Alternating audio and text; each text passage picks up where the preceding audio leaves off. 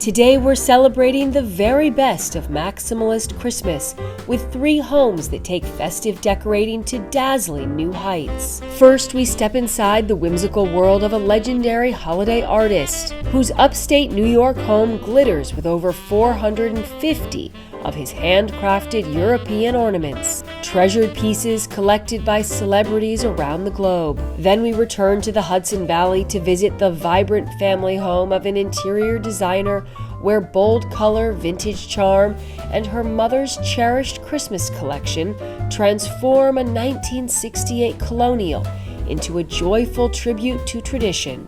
Finally, we travel to Tulsa, Oklahoma for a holiday tour with a designer and longtime YouTube sensation whose stunning decor and expert eye create a festive haven filled with warmth, style, and decades of design wisdom. Enjoy!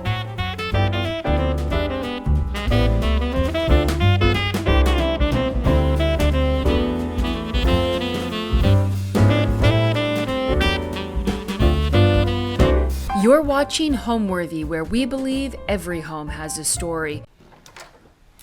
Hey Homeworthy, I'm Rebecca. Welcome to my home here in Tulsa. I'd love to give you a little Christmas tour. Come on in.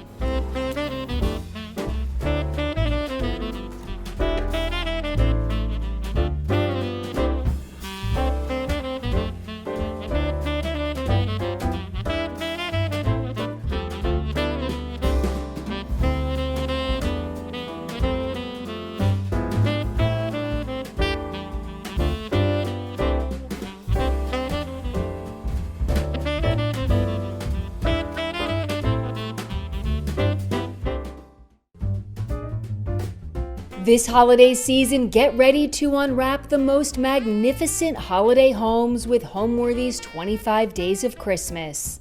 For the month of December, we'll take you inside the most heartwarming houses, decked out for the holidays in true festive fashion.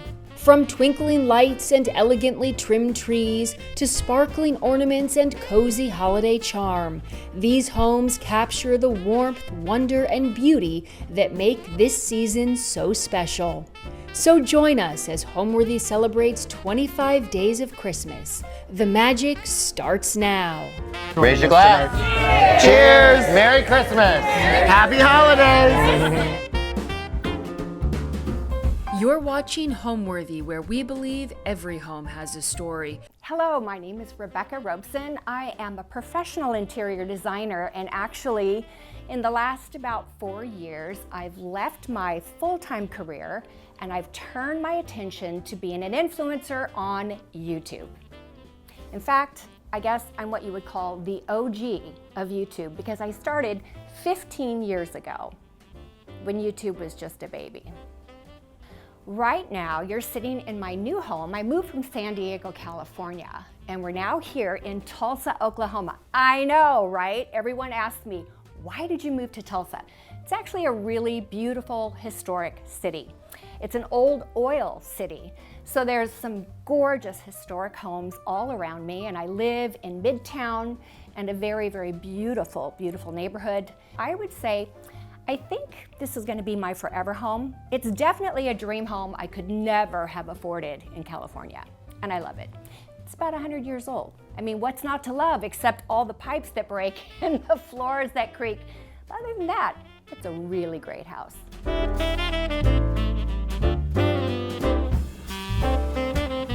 What better place to start than, of course, the entryway.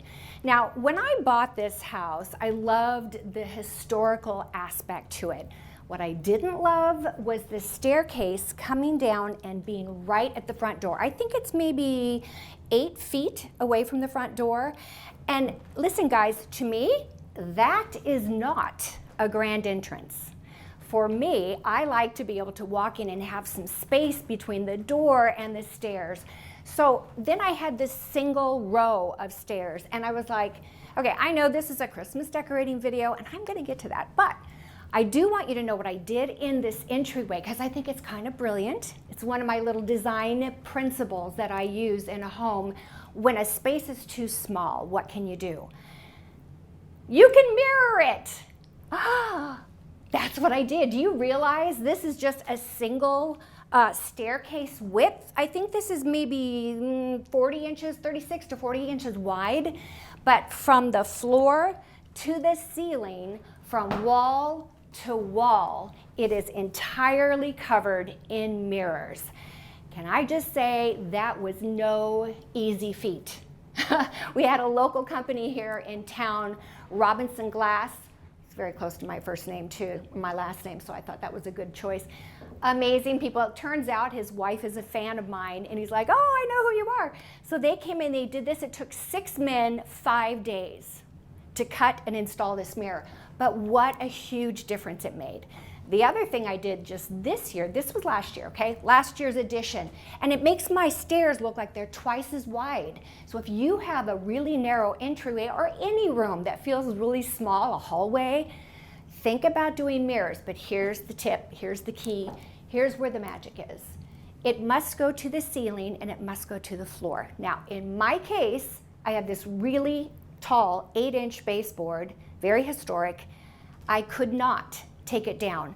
But I can tell you right here, you get this illusion. Had I been able to get rid of this, this stair would have looked like it went all the way across. So do that in your home if you have the chance. Even if you have crown molding, get rid of it on that wall, fix it in the corners, and take it to the ceiling wall to wall. So the other thing I did is I had painted out the crown molding all around this room. This right here is part of the stairwell that goes up across the top. That has all been painted out.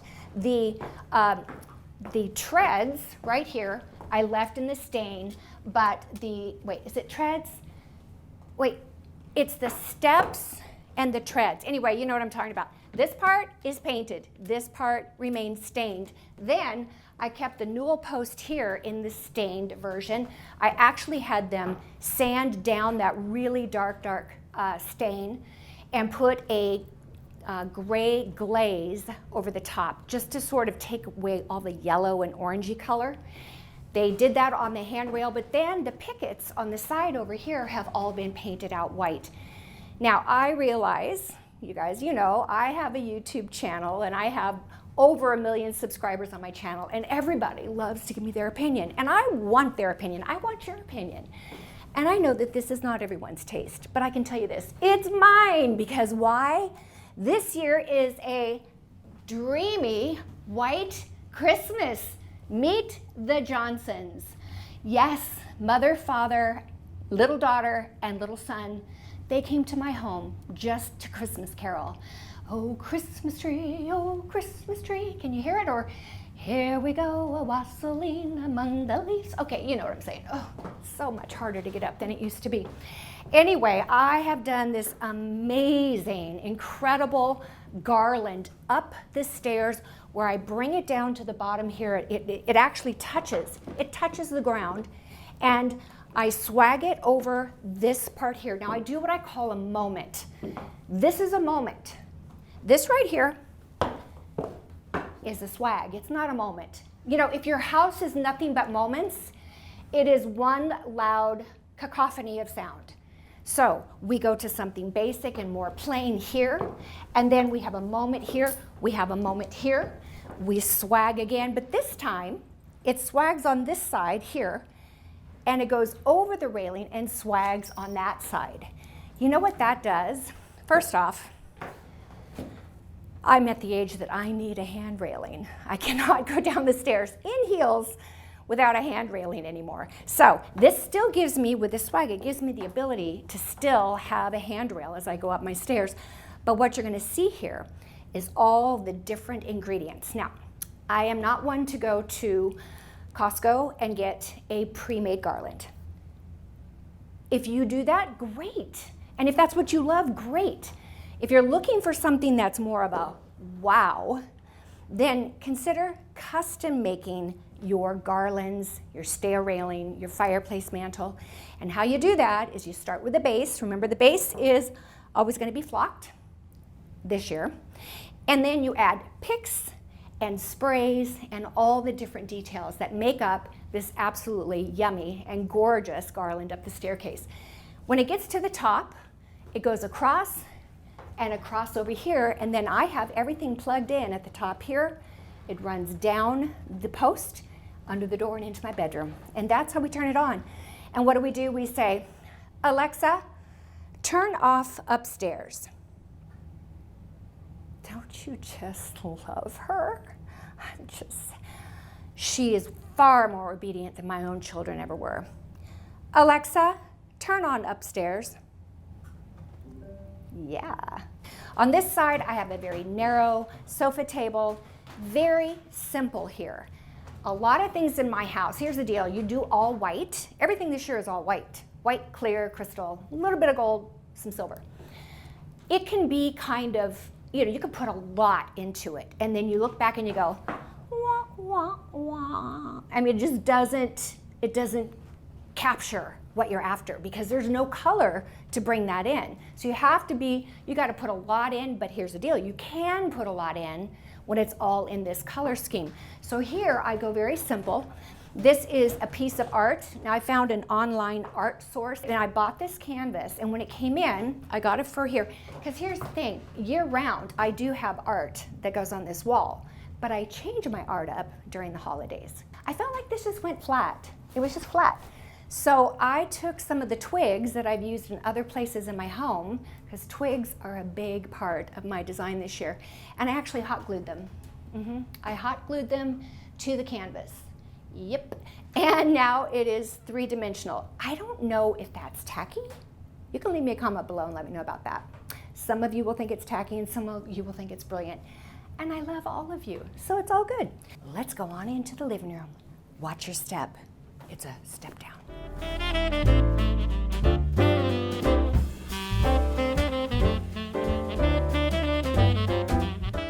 In this room, I gotta say, I think this room is such a study on symmetry. My house is way more simple, way more modern, and it's just like I can change it out so easily. That's why it's so perfect for me, because I have just these 4 white chairs that face each other. It's my favorite conversational arrangement where you can sit here and say, so John, how was your day? And John says, it was crazy. You're not going to believe what happened today. And then Mary, well, you get the point, okay? So I've got these great chairs in here, super comfortable. In the center, I put a round coffee table, which is really great for this kind of setup. I will tell you, I have used this in my interior design practice in my clients' homes. On YouTube, you can watch my YouTube videos. I have everything from a $5,000 IKEA makeover room, super budget friendly, to a $38 million oceanfront home and everything in between. With 600 videos, we got everything for you. So you'll see in some of my videos of the home tours, I will do the 4 chairs, but they actually do face each other, like perfect square, these 2 and these 2. In my case, the room is not deep enough. Oh, can I just tell you, I should make a video on what to consider when you're buying a house. Because it's not till you move in that you realize, oh my gosh, every room is about 12 inches too narrow. Yeah, there's that. So mine are slightly angled each way, but it does make for great conversation. And of course, the focal point is the fireplace. I put in the center here this great deer bust. I'd love for you to meet Ralph. Hello, Ralph. Good to see you this year, man. And then what do you think about this? This is my broken mirrored Christmas tree that is the backdrop behind Ralph. I actually have a video on how to make this. I made this. Yes, I got mirror and I took a hammer to it and I broke it, laid it out, and there's a whole video on how to do it. You should check that out. But this makes such a great backdrop. And again, remember, we are in Vail, Colorado. It's snow everywhere. Are you catching the vibe? I know it's great. Then I've got, again, a custom-made garland that goes all the way across, has a swag on both sides, a crescendo point in the middle, and then I do a moment over on the right and on the left. The best part about this garland and the design of it, I think, is not only that I'm reusing the same materials, the picks, the sprays, the garland pieces, the leaves, and the bejeweled pieces that are in here, and the twigs, but that I actually bring it down on both sides where you have like a skirt effect. A lot of times people will stop their garland right here, or maybe right here, or they bring it right here. I take it all the way to the floor and have it land almost like it was a skirt. Like it had a train, like a bride's train, something like that. All right, on these 2 chairs, or 4 chairs, I have got this great faux fur pillows that I love. And then in the very center, again, Mary, Joseph, and baby Jesus. But I do want you to know, they are not the way they were when I bought them. They were completely antiqued, very old world looking. And this year, because I'm doing all white, and in this room, touches of black, I decided, you know what? How would you guys like a facelift? So I taped them off, started taping them off, and realized, oh, that's a big mistake. That's a lot of taping. Do you know what I did? I spray painted these in a high gloss white spray paint. But the best part, I was just trying to think, how in the world am I going to take Joseph and get his hair all individually taped off so I could spray it? And I thought, and you know what I came up with? And it worked. I took a paintbrush and I painted Vaseline on him, and painted the hound dog out of him. And when I was done, I took a Q-tip and the paint where the Vaseline was came off. And voila, the faces, the feet, the hands, and of course, baby Jesus himself came out, and everything else is a high gloss white. Why was it so important to me to have a high gloss white? Because I believe in the principle of repeating a matter, of balancing out a room. So I have a really great guy over here. His name is Studley. And then I have 2 friends over here I want you to meet. And what are they? They are high gloss white paint. Do you see it? It goes from here to there. Like bam, bam, bam, all in a row, all brought together with the focal point of the broken mirrored Christmas tree, which is also white. So let's start over here and take a look at what I'm talking about. What? I know. Don't worry, they're very nice. You'll be fine. Meet Studley. Studley, you are looking good today. I love this guy. So deer have always been a part of my Christmas decor. I'm much more of a deer type person than I am a Santa person. I'm not against Santa. I think he's fine. But I don't know, there's something natural about deer, and I think they're so majestic. So I got this oversized, huge, white, porcelain looking. It's not porcelain, I think it's probably resin, but it is high gloss paint, has its antlers, and I just think he's stunning. However, he's sitting against a white wall with white curtains and crystal lamps with white shades. What did Studley need? Studley needed a coat. So I made him his own coat out of all of the picks and the sprays and the twigs and the garland pieces, brought in some bells, some pine cones, twigs, and my most gorgeous white velvet ribbon that is gold metallic on the back. It's a wired ribbon, and I love using wired ribbon because look at this effect. Doesn't this just look like it's like the answer, my friend, is blowing in the wind? Something like that. Yeah, I think that's just so cool. And I think he feels more, you know, dressed up for the occasion. It's Christmas, right? And then you'll also see, again, me and Symmetry. I'm so huge on Symmetry. Studley is our focal point. On the left and the right are windows, the 2 lamps on the left and the right of that. And what's on the outside? My amazing birch twig trees. On the note of balance and symmetry, you'll see that I have a couple of smaller black deer here that sit on these adorable little cocktail tables, also available at Amber Marie. And those 2 deer are the same finish as the deer that's over the fireplace and the same finish of the fireplace itself. Why is that so important? I like to take a design principle and repeat the matter. Other items that are repeated, of course, these gorgeous fur pillows, but I have a fur throw here as well that I absolutely love. These are washable because they're faux, and this just hangs on an antique, it's probably as old as the house. It's a rolling ladder. Look, it's actually got the rollers on the top and at the feet. And my ceiling in here is 10 foot tall. I bought that years ago. I probably had it for 14 years before I ever used it. Now, over here, again, I have used the idea of Christmas art that I bought specifically for this year. These panels here are actually gold. For what I paid for them, they better be gold. This was something, it was a long story, but it was a really cool thing to buy these panels. And so they stay there. They are mounted. They will die with this house, or at least with me. When they carry me out, they're going to have to get a chisel to take those panels out.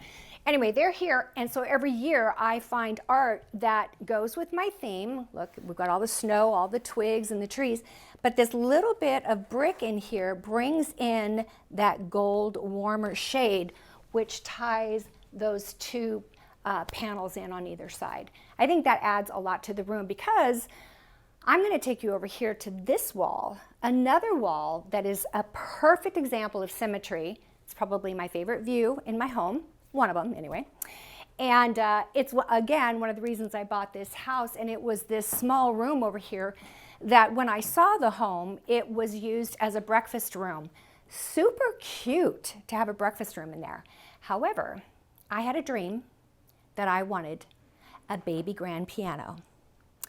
And I got myself one. And the one room in the house where it would actually fit was in this room.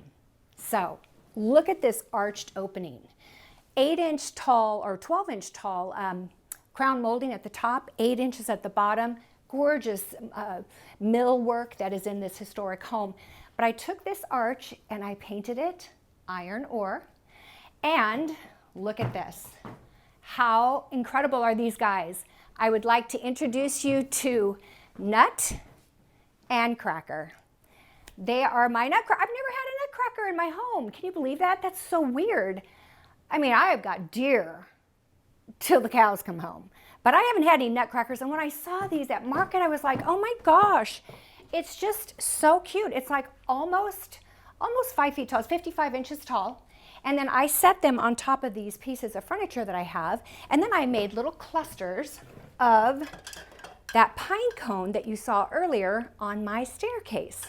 Do you see what I'm doing? I'm taking these materials and I'm repeating them in the rooms. What does that do? That brings continuity and flow to your Christmas decorations. And the fact that I don't have, you know, my normal year's worth of stuff in this house, it just feels peaceful, because it's not competing with what I have out most of the year. I would describe my design style. Now, I've been a professional interior designer for 35 years, and I've kind of grown in my own style, and it evolves over time. I think that whatever I do, I usually add a little bit of glam to whatever I do. Now, my daughter, she's way more organic, and you know, she's young. That's all I can say. So she thinks the glam is like, Mom, please, come on. So I try to do it in good taste without going over the top. And in this house, I went with 3 different styles mixed together. You guys can leave me a comment below and let me know if you think I did it successfully. The 3 styles were industrial, and I got that because I have an amazing sunroom. One of the reasons I bought this house, and it's all brick. Do you know, if you're from California, an all brick room is like gold. The second style is modern, because I like clean lines and I like things that I can change up for the seasons and change up when at any whim that I want to, as I want to change my styles. And then the third one is just that little bit of touch of glam without being, you know, all crystals, and although it's Christmas time, so you're gonna see a lot more glam right now than you normally do. You might have to come back and see my house at a later date when it's not filled with all my critters and my friends.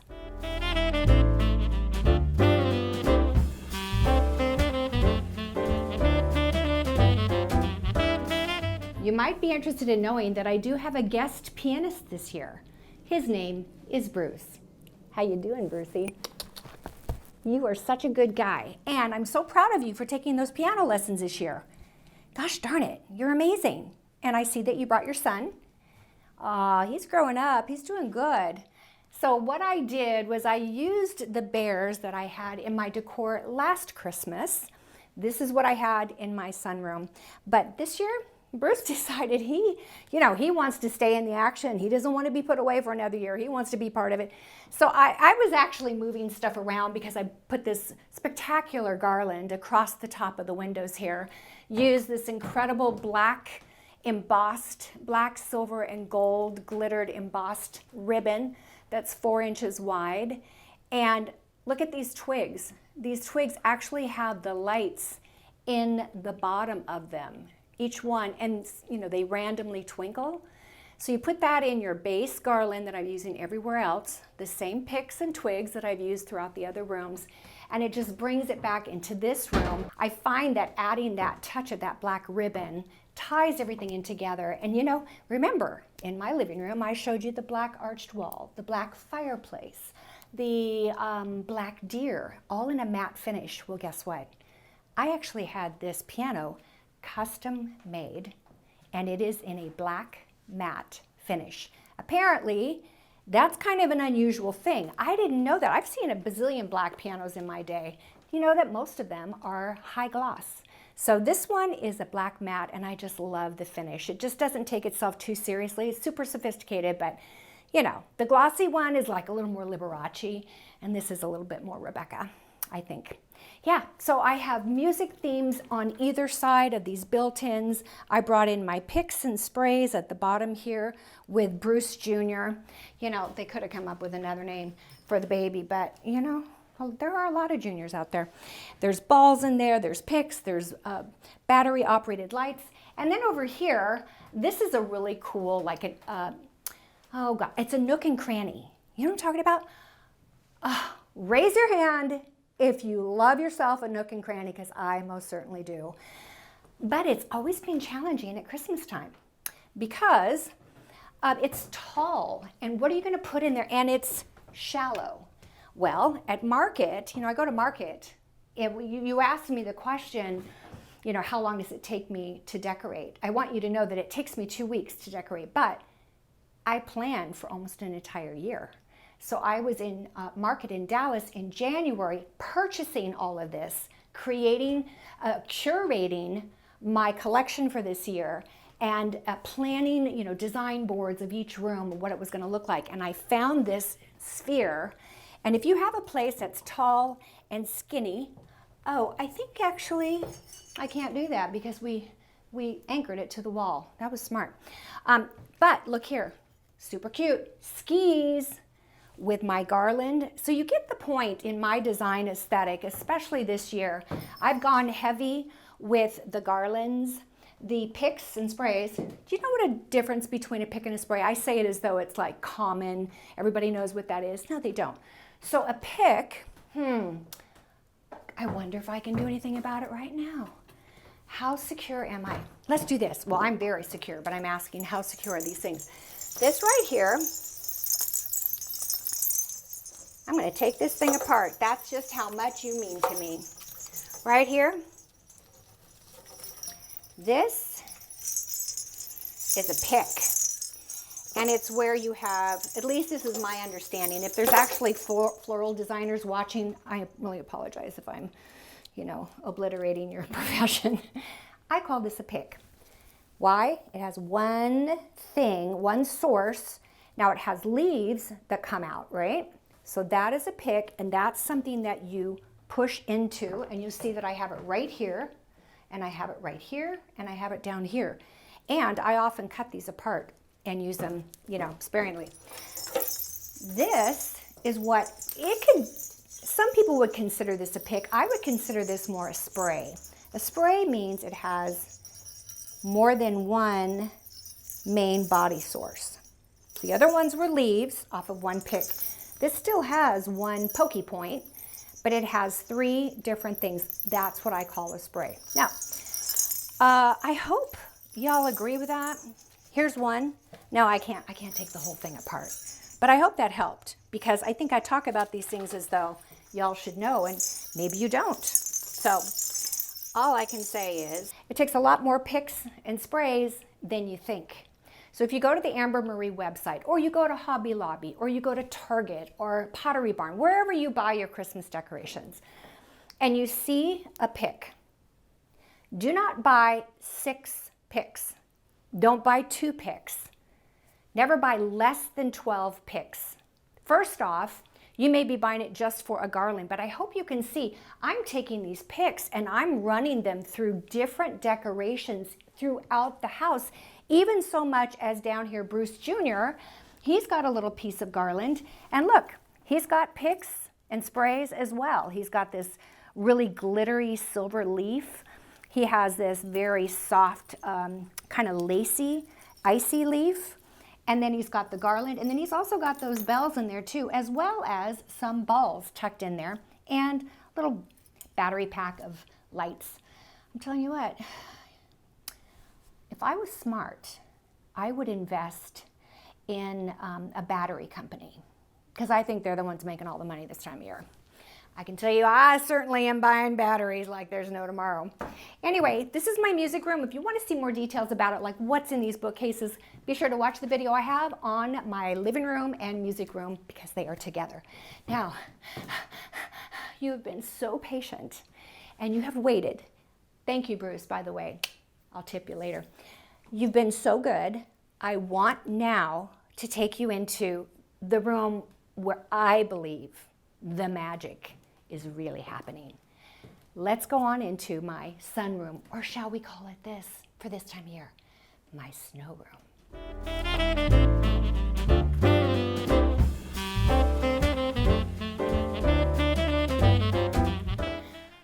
Let's take a look at my sunroom. Now this is the room where I have my main Christmas tree. This is the room where it really starts to light up. Now, this is the room that actually made me want to buy this house in the first place. I've never had an all brick room before with 5 arched windows. That's amazing. And so architecturally, I love this room, but it's really shallow. I will tell you though that I did something when I first bought this house. I invested some money in this room. Why is that? Because there was only one entrance to this room, and it's right where you're standing there, my friends. The other entrance that I just walked in did not exist. The entrance that you're getting a view of me from right now, that was the only way into this room, and there was a door there. Well, I took the door off.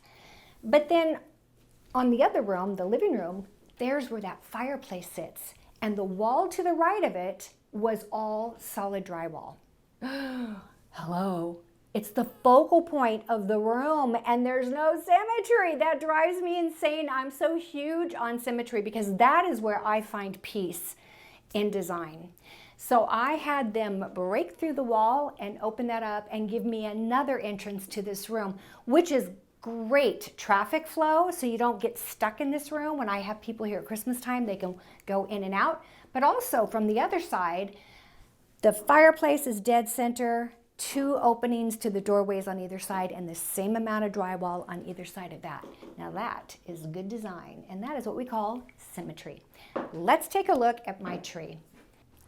This became the perfect room for my big Christmas tree, and actually I do have about 11 people, believe it or not, because this is not a huge room, but all 11 of us, that's a lot of grandchildren too, we pack into this room. We have the tree filled with gifts, and we enjoy Christmas in this room. And I tell you what, if we're lucky enough, oh please Lord, to get snow this year at Christmas time, we get it every year.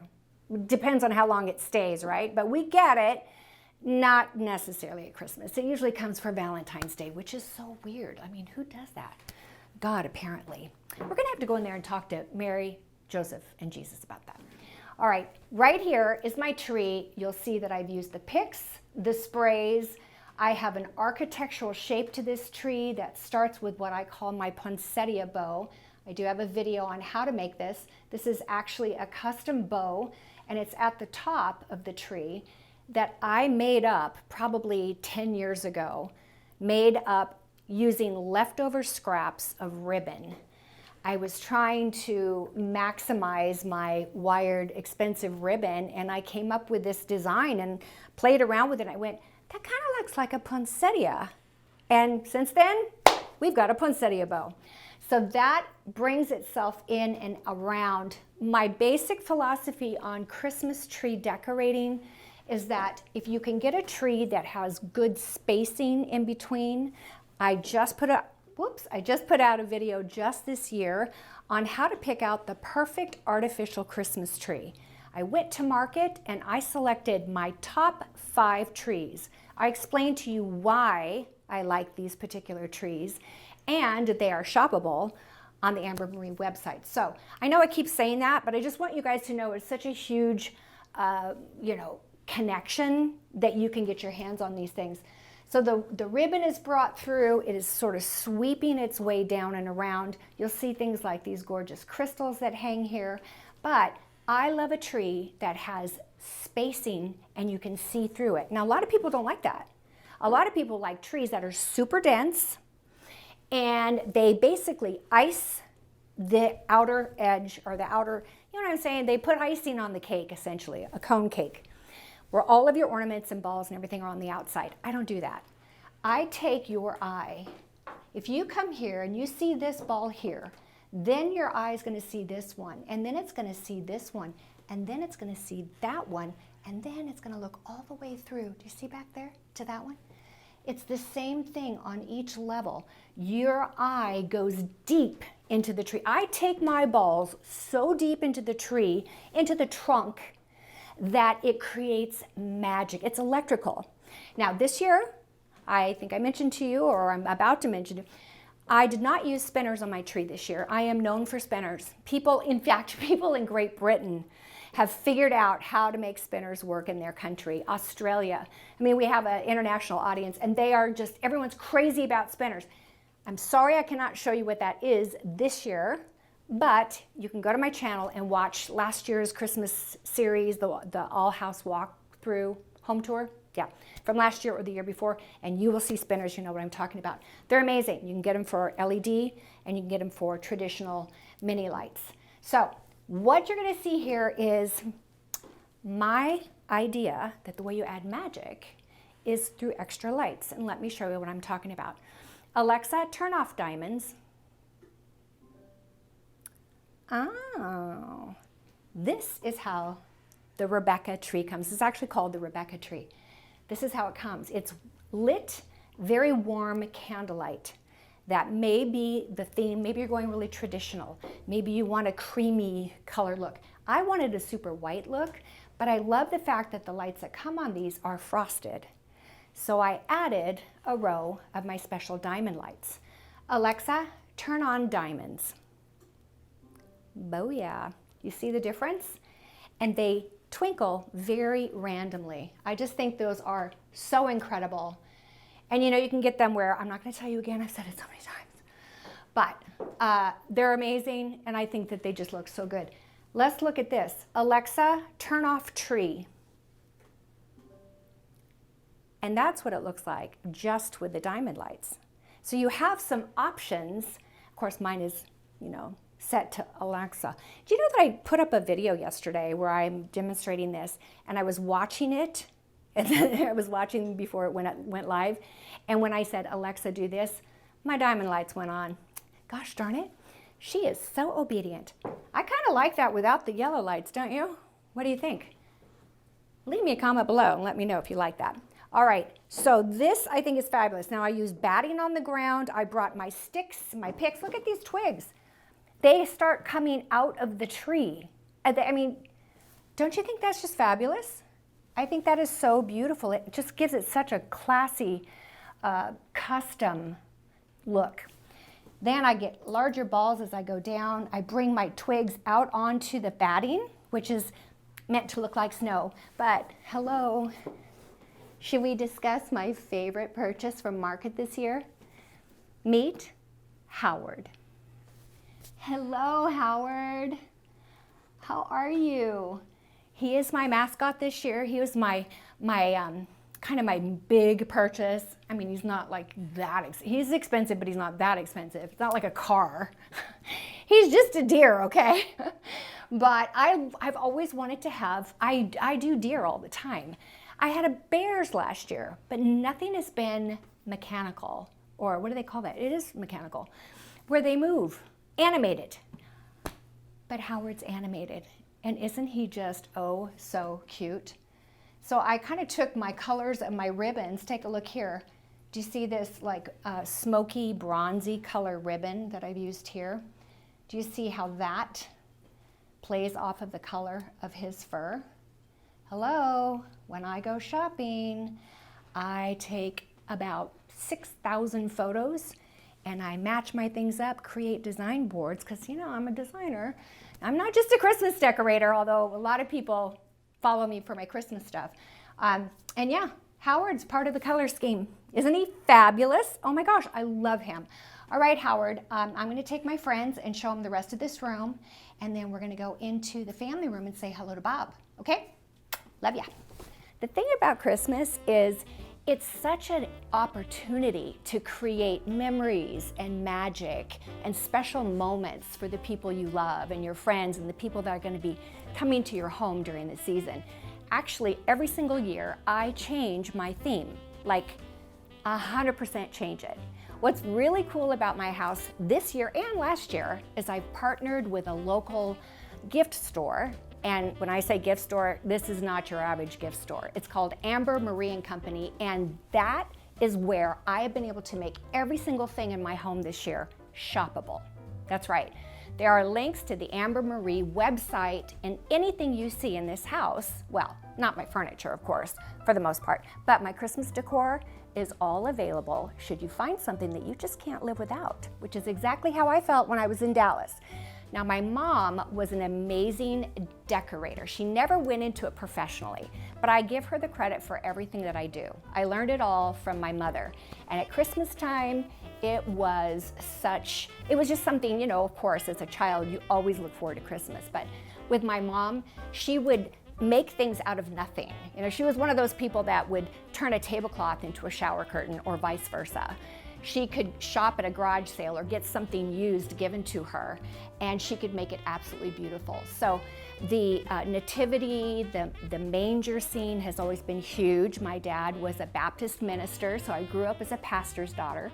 So Jesus is definitely the reason for the season in my family. And so I, of course, include that in my home, but I also include other things as well. I think it's about having a nice balance and a nice mix. But the best part is my ceiling in here. Good Lord. This is where the music goes.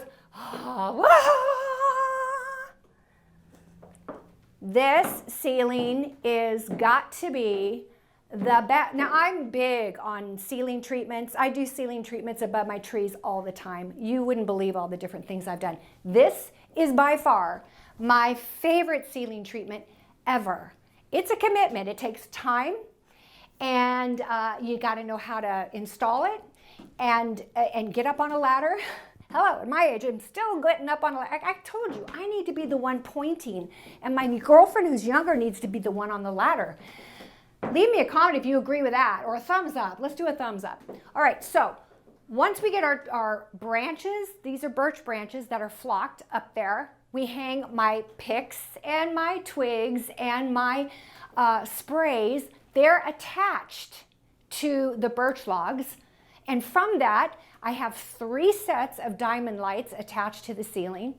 And from that, I hang the most gorgeous icicles. And yeah, they're just all icicles and crystals. I mean, you gotta take a close-up look at some of these. They are like drop dead crazy gorgeous, and I vary the heights. So look, you're gonna see, where do we have one here? See how this has, there's a ball, it's a crystal ball, but it has crystal chain going up. So I buy the crystal chain at you know where, and I cut the chain up and I make some chains longer, like this one is super long, and then I make some chains shorter because I find that really what makes this thing work is the variation of heights. And you don't want it to be, you know, if you put it up exactly how it came, it would be just like, that's pretty. But if you want a wow, get creative. Get up on that ladder, girls and guys, and start hanging those crystals and those icicles, because this to me is next level design, and I just think it's dreamy. What do you think? Down at this end, this is where I have my small dining table. It seats 5 or 6. I have 6 chairs, but I keep 5 up because it's just an easier flow. I use this for cocktail parties because I have a bar here. These things, including this amazing clock. Again, I have videos on all this which will take you into much greater detail, and you can see the kinds of things that I've done in here. But I love this clock because it's completely see-through. And what do you see? An incredible brick wall. It has a modern look to it, modern, sophisticated, and it's slightly glamorous. You know, it's not crystal or anything, but it is gold and black. Hello, gold and black, gold and black, gold and black. You get it? We're doing the gold and black thing here. And then over here, I just finished this room off. I've got these incredible pendant lights here that I love. And they look great with, look, it's got like a hanging ball on it. How cool is that? That my existing light fixtures that I put in when I moved in happen to coordinate and go so well with the dropped crystals and the icicles. At this end of the room, I have 2 floor lamps that I love. I'll just give you want some free advice? This is good stuff. Write this down. I am a huge fan of pairs of lamps, particularly floor lamps. Now, I am 5'3". I'm telling you, I'm getting so real with you guys. I'm really short, and I'm really old too. Let's just get that out there, in case you're wondering. But you see how tall I am without my heels? Look how tall this lamp is. It's 72 inches tall. There's only one place that I know of consistently carries that tall of a floor lamp. And I give a free shout out to Restoration Hardware. They've got the best floor lamps on the market, and I think these are fabulous. So you put one on either side, and in the center I have my Constellation mirror that just so happens to fit into the arch of that arched window and French door set that takes you out to my pool. Do you know what, guys? I've watched Homeworthy videos, and I can tell you, I am so impressed with some of these people's gardens. You know what I'm talking about. You're a Homeworthy subscriber. I'm looking at these videos and I'm like, oh my God, they cannot look outside my house. It looks so bad right now. So trust me, in the spring, it's really beautiful. I wish it was snowing because I'd show you that. But this is when everything is like, it's fall, you know, and it's not the pretty part of fall. It's like the dead part of fall. So don't look outside. But there is a pool out there. And right now, it's a big vat that collects leaves. That's what it's a leaf catcher. That's what that is, a very expensive leaf catcher. All right, so this is my snow room. And I hope that my theme is getting itself across to you, that you're capturing the vision, you're feeling that you're up high in the sky where it's so cold, that what do you need? You need a fabulous fur. For one thing, you need something fabulous to put on your body. Don't worry, Howard, I'll be back. I just want to show them the family room. You guys want to see the family room? The room that is the most used room in my house. It's right next to my kitchen. You know, these are the formal spaces, although I do use them. Let's go into the family room.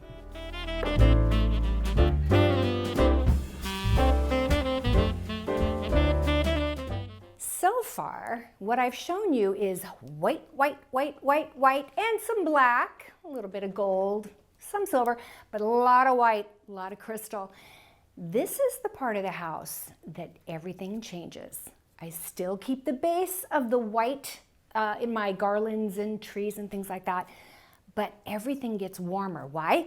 Because remember, we're creating an illusion. We're creating a magical, mythical dream of what Christmas could be and should be like, at least for me this year. And that's it. I'm up in the snow. So here's what I'm going to do. I just got off the ski lift. Probably didn't ski, way too old for that.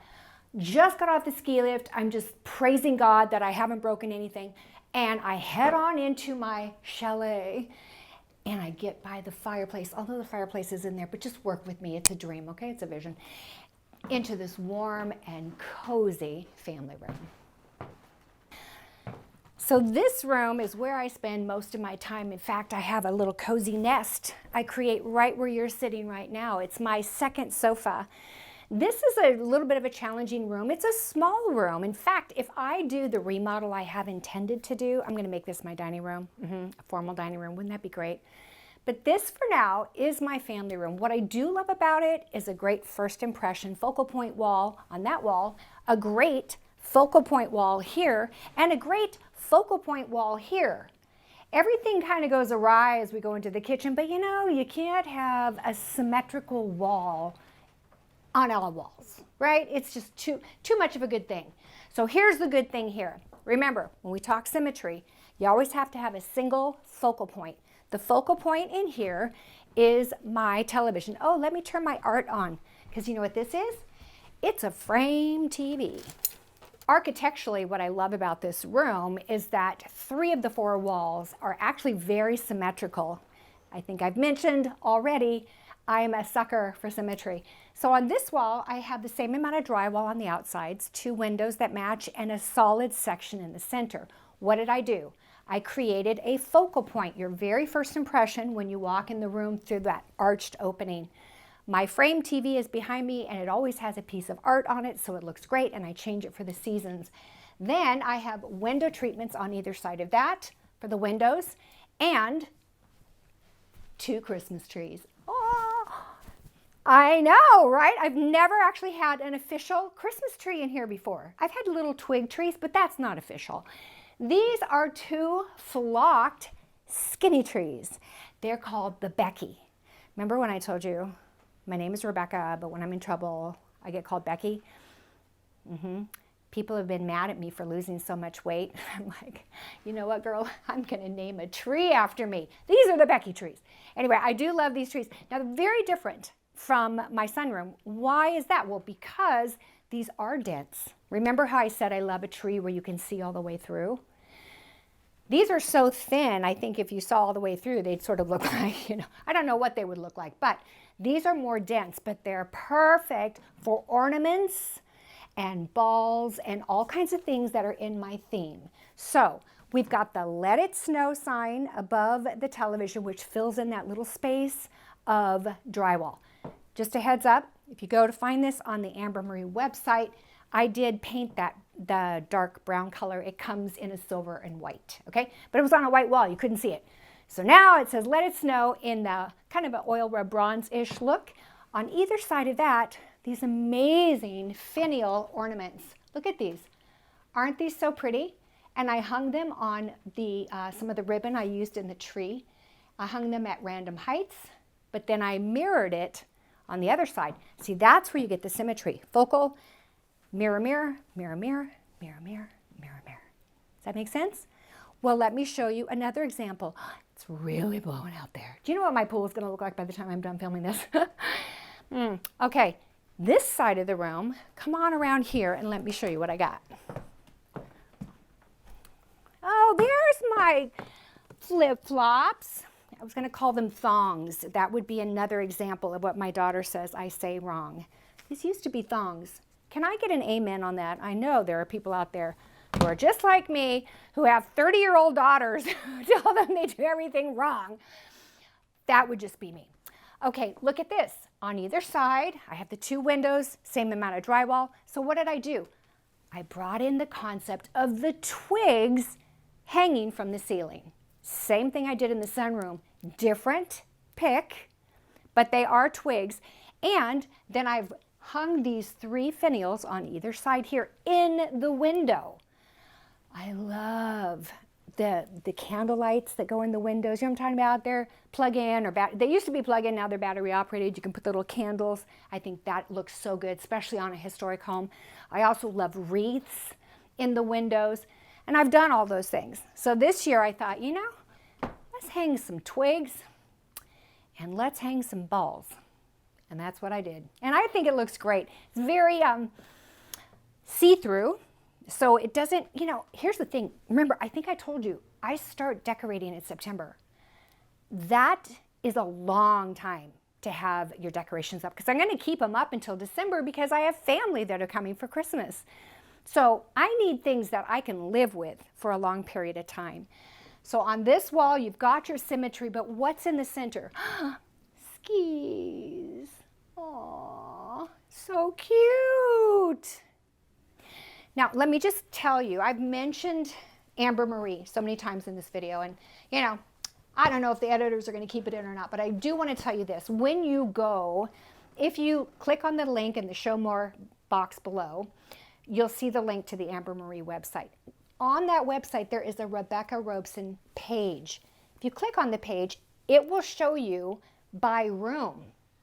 So rather than scroll through 500 different items trying to find these skis, all you have to do is go through the top tabs and find the one that says family room. And bam, you can find the skis or anything that's in this room, that room, whichever. All right, now I do not want you to leave without seeing all the amazing ornaments on here. Look at this little bird. It's so cute. And look, right here, got a reindeer on a flat whoosie what's it. I've got these skis that come out on either side, like, oh, skis. Look at this garland. It's a rope garland with like little acorns that are painted gold. Oh, it's so cute, very organic looking. Then we've got a smattering of 3 different styles of sleds. I love that. Oh, where is, okay, some of my favorites. Where is it? Where is it? Oh, love this pine cone. Look at this pine cone. Isn't that amazing? I think that's so gorgeous. Look at this. This, my friend, is a pocket watch. Not kidding. And it works.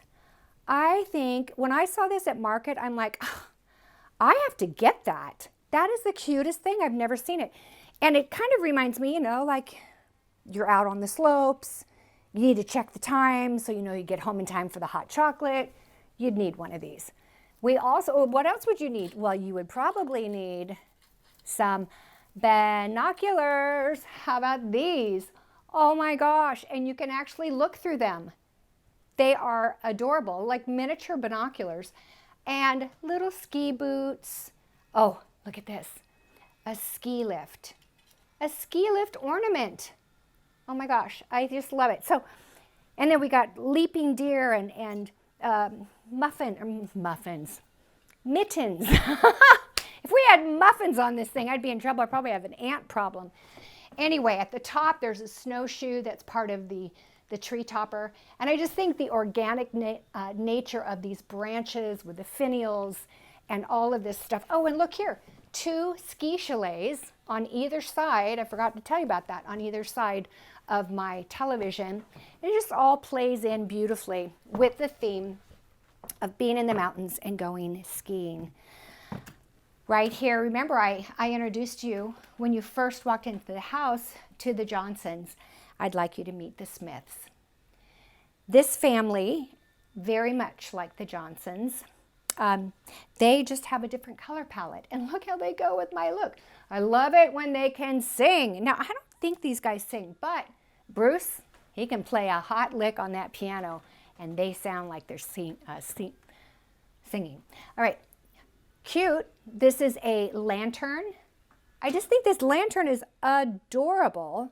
Hey, just so you know, if you end up wanting to get this, this guy is not this tall. He's on a probably 8-inch platform down there that I've raised up and put fabric over. Speaking of fabric, I changed my color of the throws in this room to this warmer, rustier color. Oh, and oh yeah, I got this new this year. Look, don't you love a sea table? Like a sea table. Let me show you the difference. Watch. Up until now, when I come and I sit down and I'm gonna watch TV and eat something, I bring this, it's a stacking table, which is super cool to have. I bring this guy over, but then what? I can't walk through, I have to walk all the way around, right? Good Lord, that is not the most convenient. So I still use these, But a good sea table, this is like perfect because you've got it where you need it, but you can turn it this way and it hugs into, talk about take your drink with you.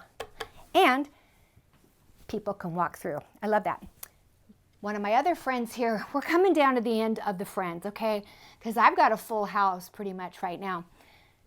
Meet chocolate. Chocolate is not a deer. Chocolate is a moose.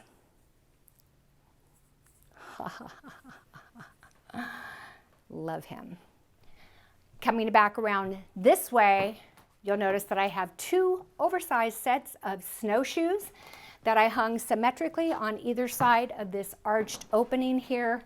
I think they look really cute. I stuck one of my picks. Look, remember, this is the pick I showed you. Dun, da, da, da. And it's brought into this room as well. And then I got a piece of art here that happens to be a skier. Perfect. Now are you guys hungry? I kind of am. But then I don't cook, so that's a problem. But I do keep a phone in there, and I could call Uber Eats. I think I'm gonna do that. Would you like to see my kitchen? Let's go in and take a look.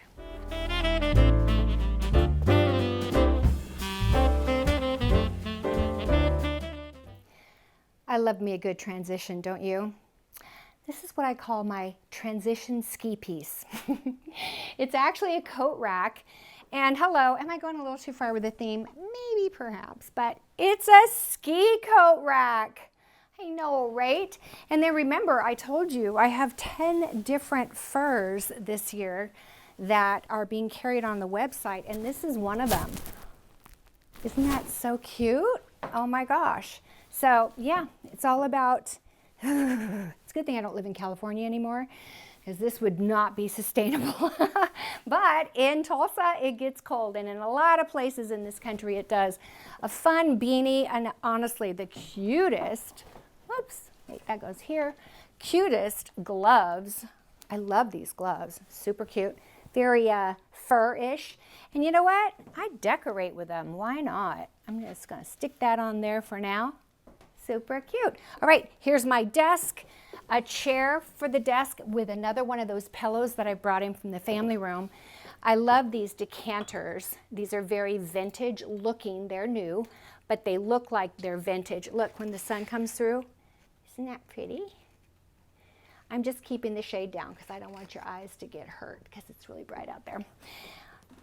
Another one of those lanterns, but it's a shorter one with a wreath, a couple of owls, some of my greens.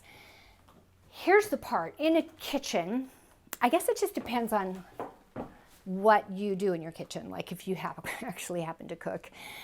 I wish I was Italian. Have you ever met an Italian person who doesn't say to you, well, I'm Italian, we love to cook, we cook, well, I'm Italian. It's always their thing.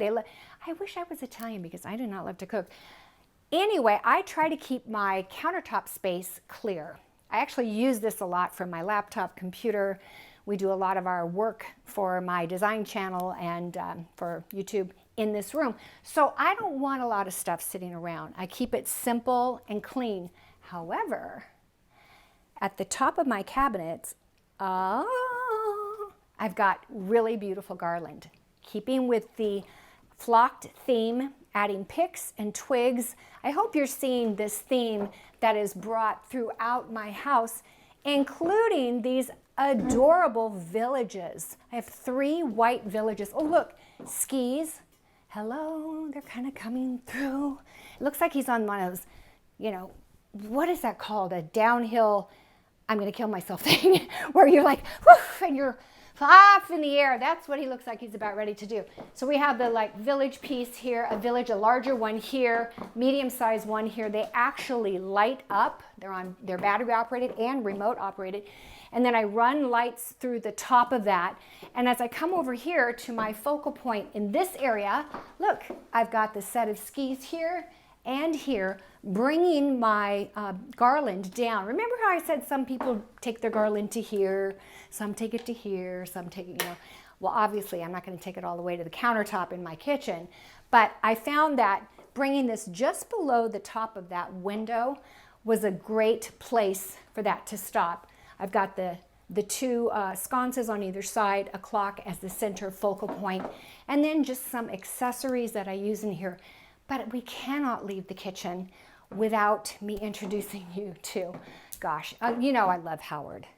Don't let Howard hear me say this because he might get, you know, jealous. Meet Bob. Do you love Bob? Oh my gosh, Bob is so cute. Bob with a big fanny. He is one chunky guy. This thing, I picked this out at market and I'm like, oh, that would look so good on my countertop and with my painting behind it, because I keep this painting up year round. It's an original piece. And I'm like, I'm gonna get this and put it on my counter. Look at the colors. I mean, it's just like all goes.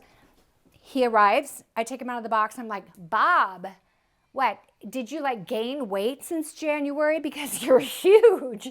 He is so big. So I kind of camouflaged his girth. It's kind of how we dress, right? When we want to look thinner, we do things to dress in a certain way to look thinner. Bob got a coat. His is kind of more of a shawl, but yeah. And he loves being here. He watches over all of the Rebecca Robeson YouTube channel and everything that we do, our website.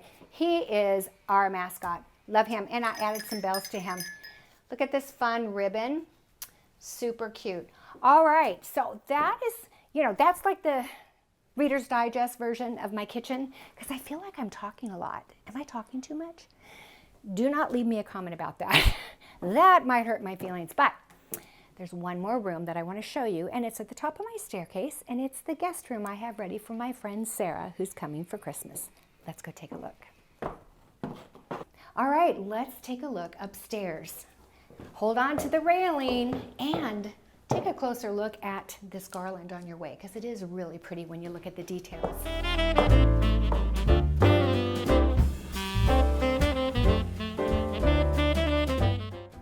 At the top of my staircase, I have 4 doors. Of course, a huge mirror here, which, by the way, have I mentioned, it's a great way to check yourself out on the way to the door. Like, should you turn around and go back upstairs, or should you go ahead and answer the door? I'm just saying.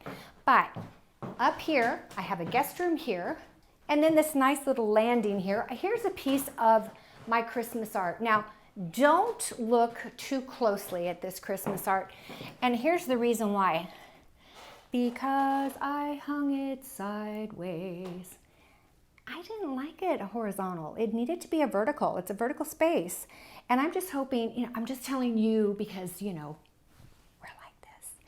And I can share these things with you. But don't be afraid to turn your art sideways, especially when it's kind of impressionistic like this. Like, it isn't really, it's actually more realistic, but it's just snow and twigs. And I figure people will be rushing past this into the next room and maybe they won't notice. So shh, don't tell anyone. All right, up here I have this great Restoration Hardware bench. It's all leather. I love the fact that it's floating. Oh, look at me. Now I'm being an interior designer rather than Christmas, but I love this floating base. It steps in, so it gives that floating appeal. Very soft gray leather. And the base is brass. That brings in that little bit of glam look that I like so much. Hello. This is a sneak peek into my bedroom. My primary bedroom and retreat, which unfortunately I'm not going to be able to show you today. I reserved my primary bedroom and retreat as an exclusive video just for my online audience. Not YouTube, but on the design sessions. If this is something, if you want to see my bedroom, go to my channel, you can check it out and you can find out how. But anyway, this pillow, love this. Look at this, like sheepskin. Is this sheepskin? What is this called? Anybody know? Shearer's wool or Tibetan wool. Ah, maybe that's it, I think. Yeah, and then this is like mink, but they're all fake. Don't you love that? No animal had to die in the making of this film. Oh, and then another friend of mine, his name is Nick. Hey, Nick. How's your prescription going? Have you switched over to progressive lenses yet? You really should. Game changer, progressive lenses. Good to see you, Nick. How cute does he look? Remember I told you I'm only, I was gonna say 3 feet. I'm not 3 feet. I'm 5'3". Nick and I, we could date, couldn't we? All right, you don't tell anybody, okay? I won't tell anybody. Let's go on into the guest room, shall we? You want to see it? Come on. This is it's not an ensuite, but it does have a bathroom right next door. It's a really great guest room, and it's got all the kind of old architecture of this home, but I love the fact that it has a great focal point wall. I always like to put my bed, if at all possible, architecturally. Sometimes you can't, but if you can, put it on the wall that faces you. When you first walk in, that's when you get that great first impression of a wow. And on that note, if by chance people walk into your home and they don't say wow, they say whoa, that's something you should maybe consider. We're looking for a wow here.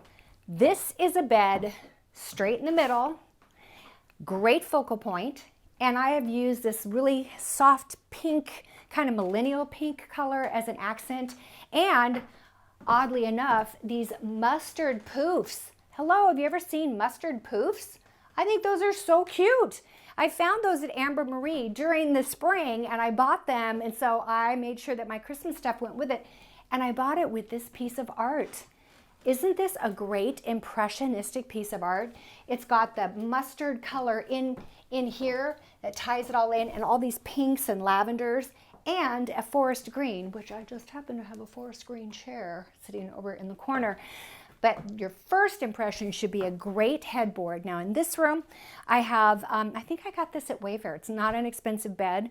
It's white linen, and it's a queen size, but I always use memory foam on my beds for the mattresses for super, super comfort.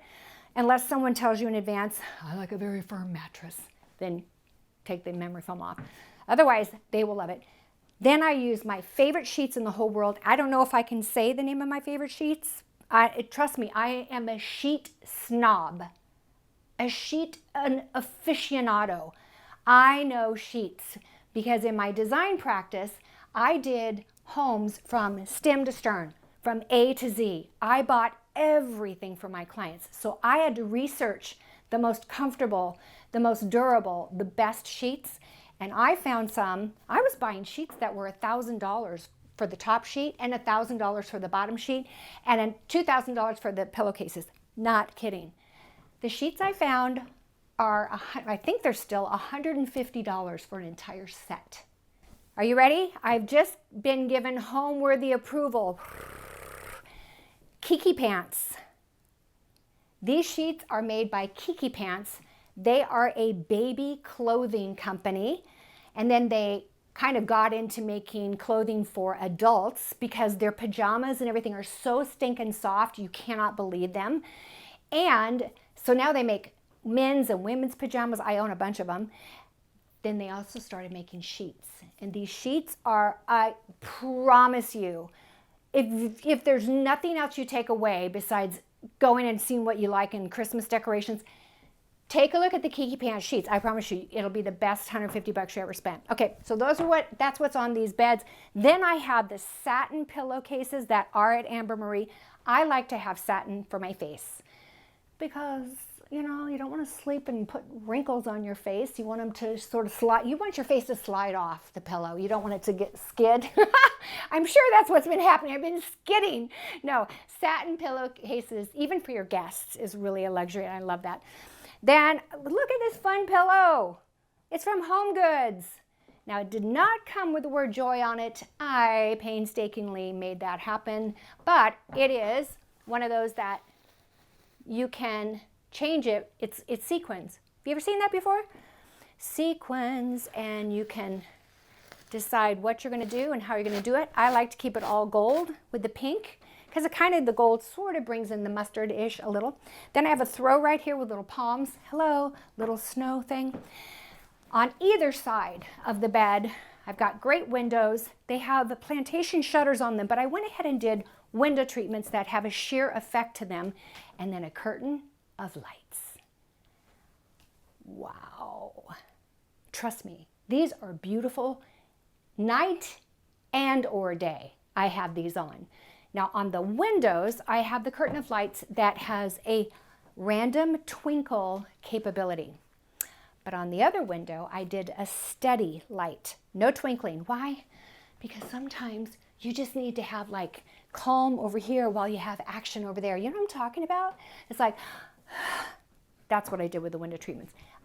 Across the top of the bed, these are the two pieces of art that are up there year round. They have mirrored frames on them, but I created a custom-made wreath using one of the wreaths that I got from you-know-who, and adding these picks and sprays, and of course pink ribbon and some pink balls to that.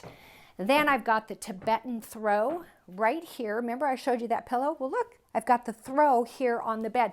So do you see all this white, white, white? Hello, how many people have pink lamps? All right, I'm sure there are some of you who do. But pink lamps that you could actually live with and not go, you have pink lamps? I found these at Home Goods years ago. Look how tall they are. They're like 44, 45 inches tall. The scale is so great next to this high headboard. And then I've got miniature versions of Nut and Cracker that have come up here to, keep the guests situated. Oh, I forgot to turn my candles on. These are my snowball candles. I just think these are so cute. These are really cute. And then we take a look around this direction, and I'll show you how I brought this window to match this one and bring it into the room. Although this is really pretty to be able to see through, I'm going to shut these just a little bit because I think you might be able to see it better. Does that work, or should I do it the opposite direction like that maybe? Maybe like that. We're going to just get a little bit of light, not solid, and then you'll be able to see what I did here. I used the same fabric that I used on the window treatments on either side of the bed. I still have the plantation shutters, but I added panels on either side of that, and the rod that goes across on either end, I created a finial. That is a custom-made finial made out of what? Ladies and gentlemen, what class? Picks and sprays. That's right. I brought those to the ends just to kind of create a bit of Christmas and holiday up here. Then look at this. These are the curtain of lights, again, at you-know-who. And these finial, look at these finial ornaments. They're so beautiful. They're like clear iridescent. I use more of the clear balls. And you can find all this stuff on the website under the room, guest room, and you'll see everything that you see here. So I bring the lights through and then use pink ribbon just to tie it all to the existing curtain rod. Made it a super easy installation. And then over on this side, by the way, this is the dark green. Oh my gosh, I should take that over there so you can see. Super cute. I think I will when I'm done. This is the dark green chair. Put a Tibetan lumbar pillow on this chair. But I brought a little bit of Santa Claus over here. This is a 48-inch, I believe, Santa Claus. He comes very silvery, but because of the mustard and the touches of gold in here, I actually hot glued extra trim and ribbon onto his chest, onto his outfit to warm him up a little bit because he was very, very cool, but I loved the shape and the size and the height. And then over here, let's see, we have the Johnsons, we have the Smiths. This is the Williams family. Actually, we should call them the Shorts. These are the Shorts. Mr. and Mrs. Little, I don't know, the Tiny family. Little people that are carolers, but they've got a ride. And then I added picks and sprays to the bottom of them to, again, just, you don't want to overdo it. You want to make your guests feel special when they come and stay in your home, but also feel that holiday magic and that you put extra thought and time and attention into their being your guests. Some of the tips, the things that I would encourage you to keep in mind.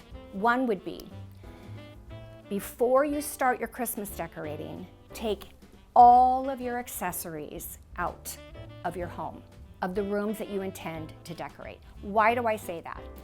Because if you don't, you will have a hot mess in front of you. You will have a ficus tree over here or a fiddle leaf fig tree over there and then a Christmas tree over there. Do you know that my house has nothing but fresh plants and trees everywhere? I have a plant service. I know, right? Super cool. they take all of those out for the several months that I have my Christmas decorations up. My little, you know, accessory items, those all go out. Now the furniture stays as it is, but the accessory items go out, and that gives me a clean slate so that the things that I do bring into my home each year to do my Christmas decorating is on stage. It's a wow. Another tip that I can give you is to overlight your things. You may think it's too much light. I've never ever done any of my Christmas decorating and stood back and go, that's too much light. However, I have decorated my place, and I walk past it every day. Maybe it's the fireplace mantle or my staircase, and I go, gosh, it's not doing what I wanted it to do. Where's the magic? You know what it is? It needs more lights. One thing that I am known for, in fact, I kind of get a lot of grief when I don't include them in my decorating, and that is spinners.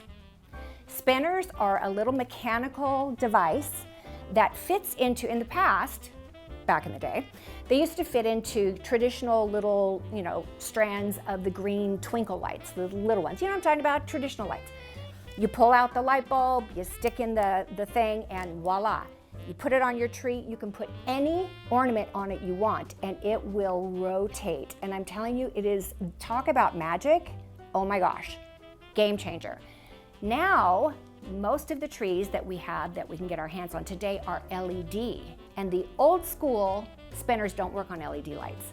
So they've come out with LED version of the spinners. Again, all of this stuff is available at Amber Marie & Co. Oh, and you should go to my channel and see some of my past, you know, I told you I have 160 Christmas videos. Go look at last year's Christmas or the year before. I had spinners on that. Trust me, you're gonna love it. Well, Homeworthy, I hope this has been fun for you. Thank you for joining me in my home today.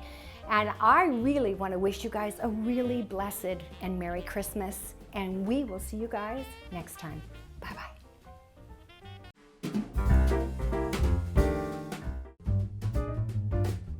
This holiday season, get ready to unwrap the most magnificent holiday homes with Homeworthy's 25 Days of Christmas. For the month of December, we'll take you inside the most heartwarming houses, decked out for the holidays in true festive fashion. From twinkling lights and elegantly trimmed trees to sparkling ornaments and cozy holiday charm, these homes capture the warmth, wonder, and beauty that make this season so special. So join us as Homeworthy celebrates 25 Days of Christmas. The magic starts now. Raise your glass. Cheers! Merry Christmas! Happy holidays! You're watching Homeworthy, where we believe every home has a story. Hey, Homeworthy, welcome. I'm the Ornament King, and you can call me Christopher Radko as well. I've got a lot of sparkle to share with you. Come on in.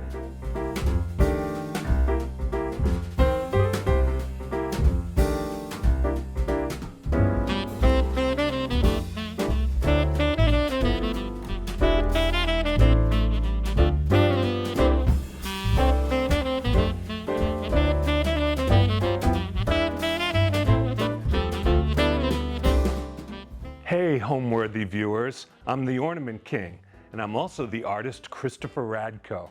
I'm so excited to be sharing my holiday home with you, and we're gonna get ready and take you on a sparkly tour. You know, it's certainly not a career I would have imagined getting into, but I'm a Christmas ornament designer, and I've been doing this for almost 40 years.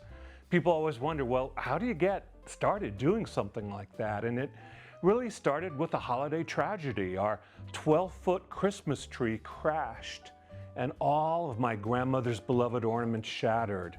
And I had a little hand in that because I had put the tree in a brand new Christmas tree stand, and one of the legs buckled.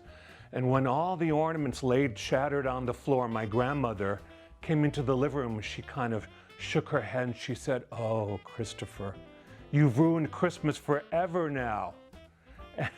So it was that guilt, that pang in my heart that got me to realize I have to make up for this. I can't live with this guilt.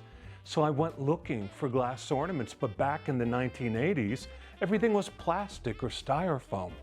So I set sail to Europe looking for glass blowers, and I found some in Germany and Italy and Poland, and I commissioned them to make me some replacement ornaments. And when I brought them home to the States, all my friends said, "Hey, where did you get these beautiful glass ornaments? Can you get some for us?"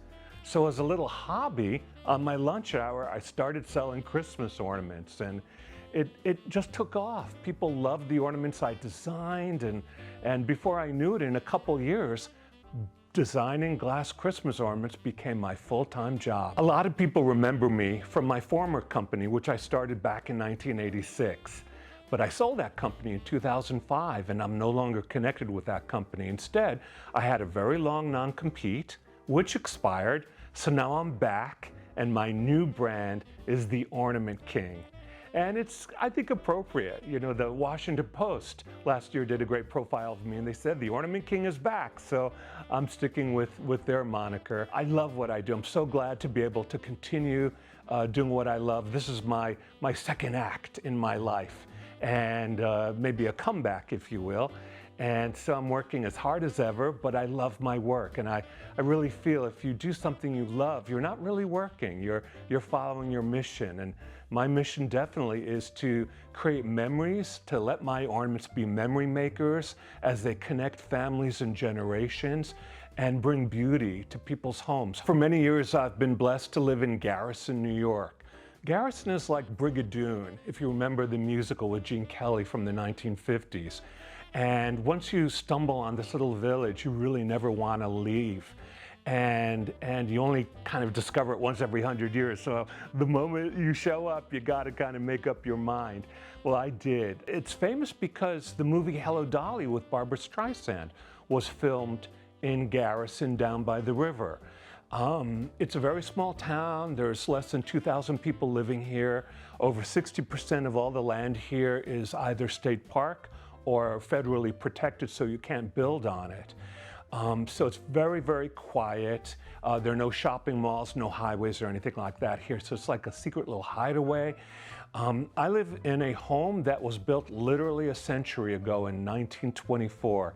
It's a solid stone house. It's got high ceilings, and that's important for me. As Mr. Christmas, I need to have high ceilings to decorate and feel that spaciousness. But the stone house makes it very quiet, and it just feels solid and cozy. When I get home from traveling or doing events or charity appearances, I get to feel like, this feels so good, I'm at home. Me and my dog just love it. I enjoy gardening, so I have a beautiful rose garden, and it's a joy to be here. But it's not that far from New York. I can hop on the train and be in New York City in maybe an hour and 20 minutes, so it's an easy connection if I want to go see a Broadway show or go out and paint the town red. So Garrison, a magical place. And over here, I welcome you to my dining room. This is the scene of so many special dinners and gatherings with my loved ones and friends. It's a great place for parties and anniversaries, and certainly for Christmas dinner. So the dining room is decorated for Christmas, and you can see this modern fireplace here with the garland that I set up. Now, each room has a different kind of garland. I use artificial garlands because, again, with the heat and everything, I don't want any needles to drop. But I multi-layer the garland, so I use a basic garland below as a background for uplift, and then I add special branches like the arborvitae branches and the sugar pine branches. I've used yellow lights, green lights, and twinkling white lights to bring a little bit of life to this garland. And lots of golden branches, some golden white nutcrackers, and these very playful holiday elves. They're kind of our hosts of the evening for Christmas. There's the table itself, which, as you can see, is set up for 8. And it's got our heirloom candlesticks from the late 1890s, crystal from France, also vintage, and gold chargers is a good background, matches the colors of the room. A lot of people are very interested in the walls of this room. The walls are all faux finish. They're beautifully and exquisitely painted, and the effect is green onyx. A lot of people think it's green malachite, which would be a very fair guess, but it's actually a close-up of green onyx that has these special circles in it and the wavy pattern that you don't normally see in malachite. The lights are all Italian, and even the chandelier is vintage Italian. So lots to enjoy in here and good times to be shared. So happy to share it with you. One of the things I love about this house is that the dining room is a separate room. I like having a room that fulfills its assignment. Some homes are more contemporary, where the living room flows into the kitchen, flows into the dining room. But I like being able to move from one space to the next and have the experience of that space enclosed within the four walls. So this is the dining room. It overlooks the rose garden in the backyard, and it's a fun place to be. Usually guests come and greet me in the living room, and we have cocktails and hors d'oeuvres there, and then we walk over to the dining room for the formal experience of a very special meal. So follow me into the hallway. The hallway serves to separate the various rooms on the main floor. It's got a lot of watercolors, favorite paintings that I've collected over the years. To this side is the study. Over here is the grand circular staircase hallway. It feels like a grand old home. I love the tradition here. I think it's all about the details in a home. The wonderful Italian wallpaper, the drapes over here. I love florals and I love pom-poms. So it kind of has a holiday feel, but it's also playful as well. And you'll see more of this color brought into the study and the way I decorated in there as well. The lights that you see overhead were also found in Germany at a flea market there, and I had them rewired and installed here as well. There's also a beautiful chandelier in the hallway, which I look forward to sharing with you if you follow me up here. I love a circular staircase and the front door that I greeted everyone at. But this reminds me a little bit of Auntie Mame. I kind of feel when I swirl down the staircase that I'm, being uncle, the uncle version of Auntie Mame greeting my guests. I know we're a celebrity-driven culture, and I've been very fortunate that a lot of famous people have paid retail for my ornaments. I'll never forget the day I got a call from the Neiman Marcus buyer, and she said, "You'll never guess who was just in here, Elton John. He bought a whole tree. We're shipping the entire tree to his house."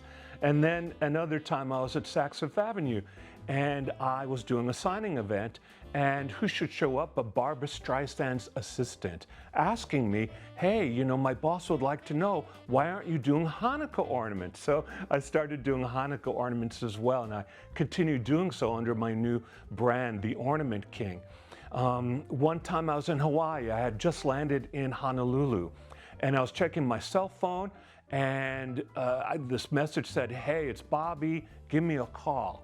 I didn't know who Bobby was, so I press redial. I say, "Hi, this is Christopher Radko calling. You called me. I don't really know who you are." And he said, "Oh yeah, Bobby De Niro." It's like, what? You're like, "Oh, come on, you're pulling my leg." And I kind of said, "Make my day," or whatever, whatever the right word was to say. But he said, "No, I met you at Whoopi Goldberg's house," and that was true because I decorated her house for Christmas. And he said, "Can you please, I know it's last minute, but please come decorate my house up in the Catskills and my apartment down in the city." And I said, "Absolutely." So that was really fun too. But I've worked with a lot of celebrities. Katharine Hepburn was a big collector, Jimmy Stewart, of the earlier generation, Gregory Peck as well, and Bruce Springsteen bought a whole Christmas tree of my ornaments. And then the younger generations, the models like Gisele Bündchen and Heidi Klum. I guess anyone who loves Christmas, sooner or later they're gonna knock on my door and say, "Christopher, we need a little bit of your sparkle in our home this Christmas." So this is the study. It's a very bright, sun-drenched room, and it has a great view of the rose garden beyond. I love hanging out in here and just catching up on daily work and emails. It's a combination of something old and something new. So like for instance over here is this antique pump organ. You actually use the foot pedals on the floor and you fill it up with air, and that produces the sound once you hit the keys. I'm finding a restorer to come in and get it going again because it's quite old. It's from the 1880s, and it even has the original clock, which I'm looking forward to having restored as well. Isn't that great? And the wonderful maple wood around. Do I play? No, I don't. So I have to take lessons. It's sort of like if you build it, they will come. In my retirement, I look forward to being able to actually play the organ or play the piano in the living room. But until then, I want to make sure it's tuned and ready to go. It's my great-great-grandfather up here. He's keeping an eye on me, making sure I design enough ornaments for each Christmas season. I love collecting antiques and prints. So you'll see on the wall framed prints of insects and fruit and birds. I love birds. I have a lot of bird feeders outside. And so I was lucky to find them in Paris, in the Marché aux Puces, which is the flea market in northern Paris. And I bought them all and had them framed. I think they go well in this room with the outdoors. I'm bringing a little bit of the outdoors in to the experience here. And that goes for the mantle that I decorated as well. I picked the colors of this room, so we have pinks and pale greens and celadons and whites in the garland, some roses because the rose garden is just a few yards away, and a champagne colored ribbon to weave through. But you can see again the fuchsia pink and lime green lights, all the beautiful hand-painted ornaments that I created this year, and even the birds. I have birds with spun glass tails clipped onto the wreath. And there's a little bit of motion here as well on the wreath with some of the twinkling lights. I never like to have just solid color. I like to have a little bit of motion with the lights flickering on and off. It's gentle. It's not going to give you, a stroke looking at it, but it has that kind of like pulsation, especially in the evening when the outdoor lights go down and you can just enjoy the warmth and the golden glow of the garland on the fireplace. It's really not that hard to decorate a wreath or a garland. I know it looks, very lush and beautiful, but basically I go to craft stores, I buy the wreaths ready-made, the base of them, and then I take a pine garland and I wrap it around the wreath to give it more texture and depth and even to make it a little bit larger. I add a lot of pluses like the berries, some of the silk leaves, the flowers. The ribbons are always wire edged so they can hold the shape that you place them in. You can see there's a little wire trim over there that will enable you to shape the ribbon and it will stay that way. I add pine cones and of course the lights itself. Now I have a little trick I did here. Since I wanted the wreath lighted, but I didn't want to have an extension cord, what I did is I extended the ribbon here, but the lights are kind of hiding right behind there. So that's a little cheat, but don't tell anyone. But it looks very natural. This way, you can have both parts lighted. Also on the main garland, on this fireplace, I start with a base regular garland, and then I add the additional juniper garland on top. So it's two garlands layered on top of each other. And then it's just a matter of adding floral picks, pine cones, and wiring on the ornaments and the roses. I add two kinds of lights. I have the mini lights, as you see here, and then I have the C7 lights. The C7 lights are generally LED now, so they have a nice glow, but they last a very long time, the LED lights. And you can see some flickering and some pulsation from the blinking lights as well. But it coordinates with the room. The pinks and the creams and the salmon colors coordinate with the colors of this room. So it's all of a piece. This is exactly that. It's like a miniature greenhouse. And this is a Victorian piece that I bought in Italy. I loved it because of the curved glass. And this is what the Victorians did. They had plants and flowers inside. And even in the wintertime, you would have plants growing inside there, and you'd have a little bit of that outdoors brought inside to your house. So this is a fun piece I picked up in Italy. It's my daydream room. So I just love to, you know, plop in one of the chairs and just, sometimes in the summer, I'll open the windows and listen to the bird song. It's got a view of the fountain in the backyard. And so it's very much a room of serenity. After a tough day of work, I love to come here and just unwind. A lot of people ask me if there are special trends or themes for Christmas. And me being such a traditionalist, I tend to go back to what I remembered as a child. So I do like the larger size light bulbs on a tree. You'll see that in a moment. I like colored lights, but they don't all have to be primary colors. They can be fuchsia and lime green, depending on what color your room palette is. I've noticed that there's a lot of pink in Christmas now, so it's almost as though pink is the new red. And also some earth tone colors still mean something, like the chocolate browns or the bronzes, but then to throw in a dash of bright color as well, like a lime green, to make it wake up.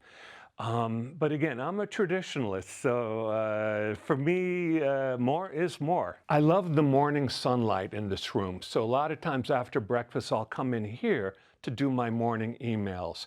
It's a very serene room, and I have 3 windows that overlook the garden here and the fountain off in the distance. It's so sweet for me to greet the day in this room. As you can see, some of the light is still in here from the morning.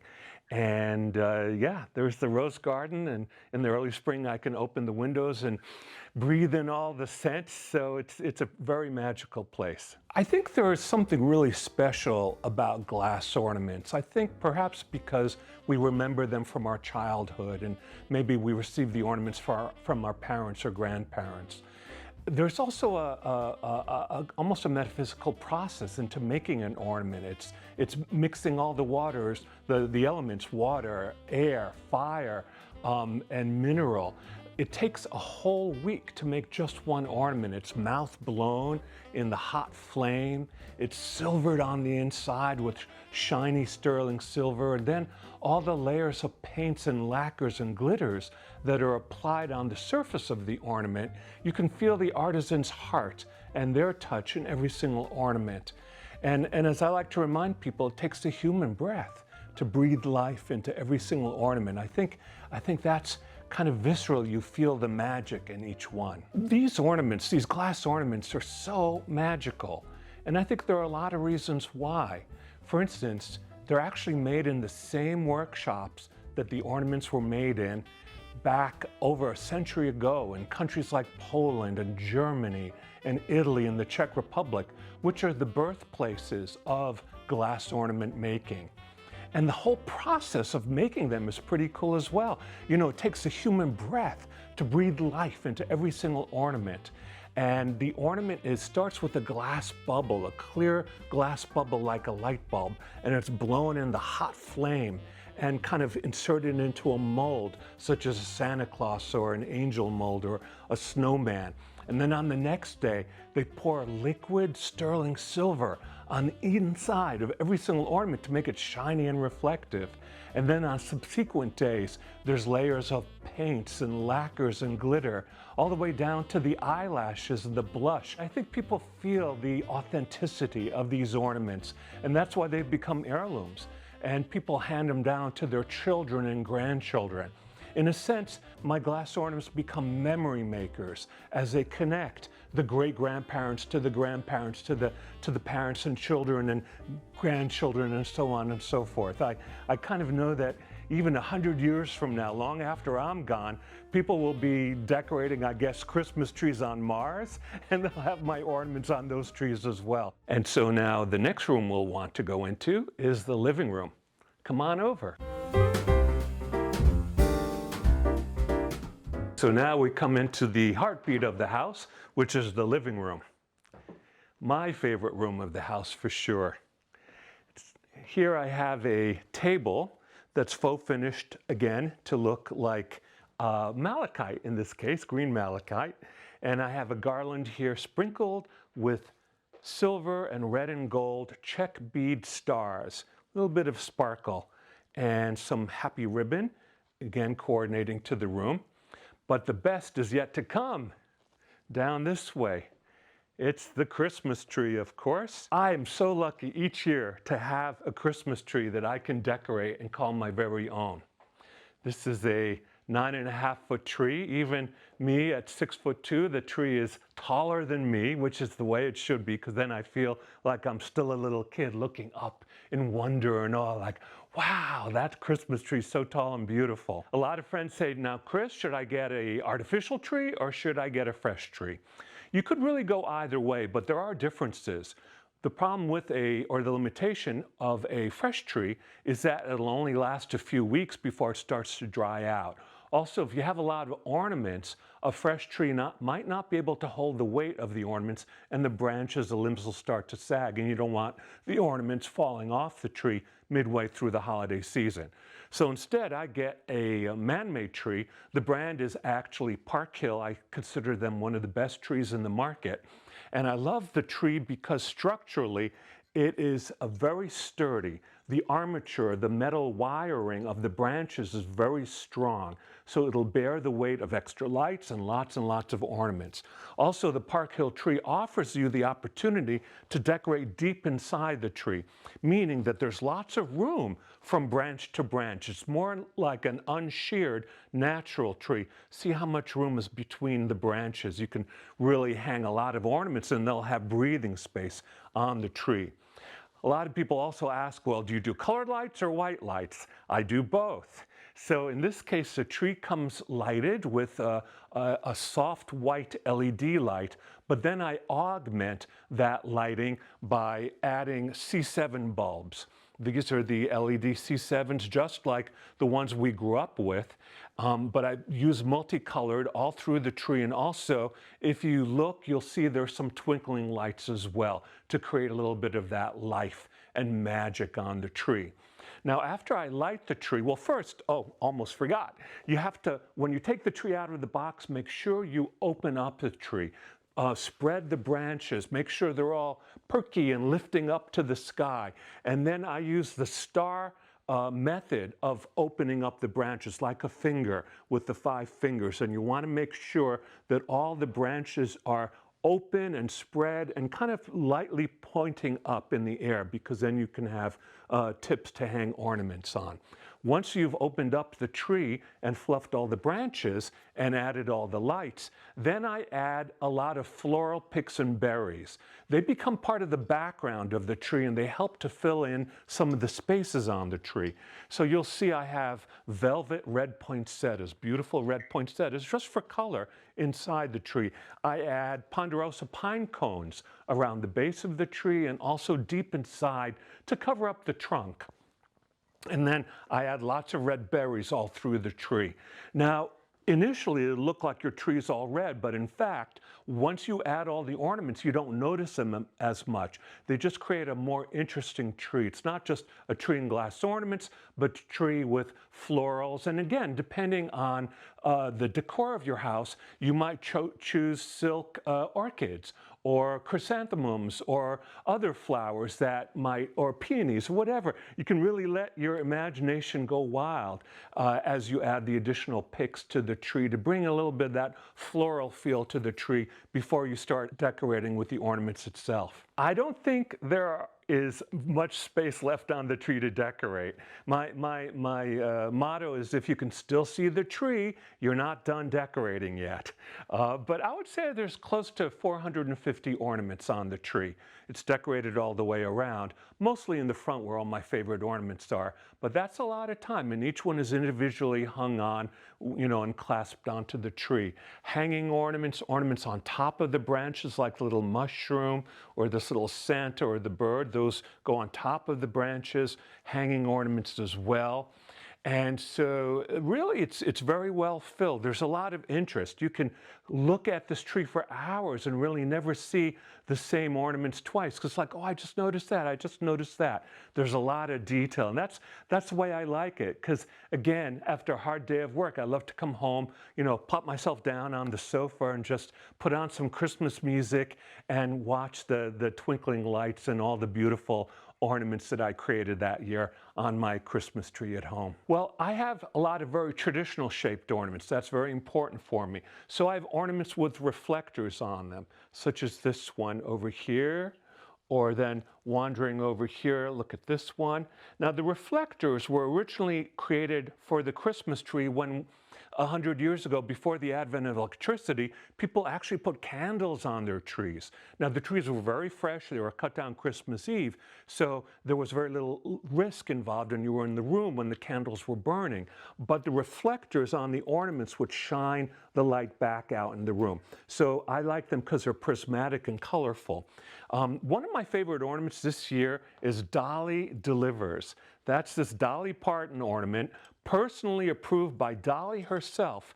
It's a glass ornament, hand-painted by women in Poland, and that, of course, is still available from my company, but 20% of all the sales, of all the proceeds, go to the Dolly Parton Imagination Library. She's so amazing. Not only does she sing, but she also donates 3 million books every single month to kids who need to learn how to read all over the country.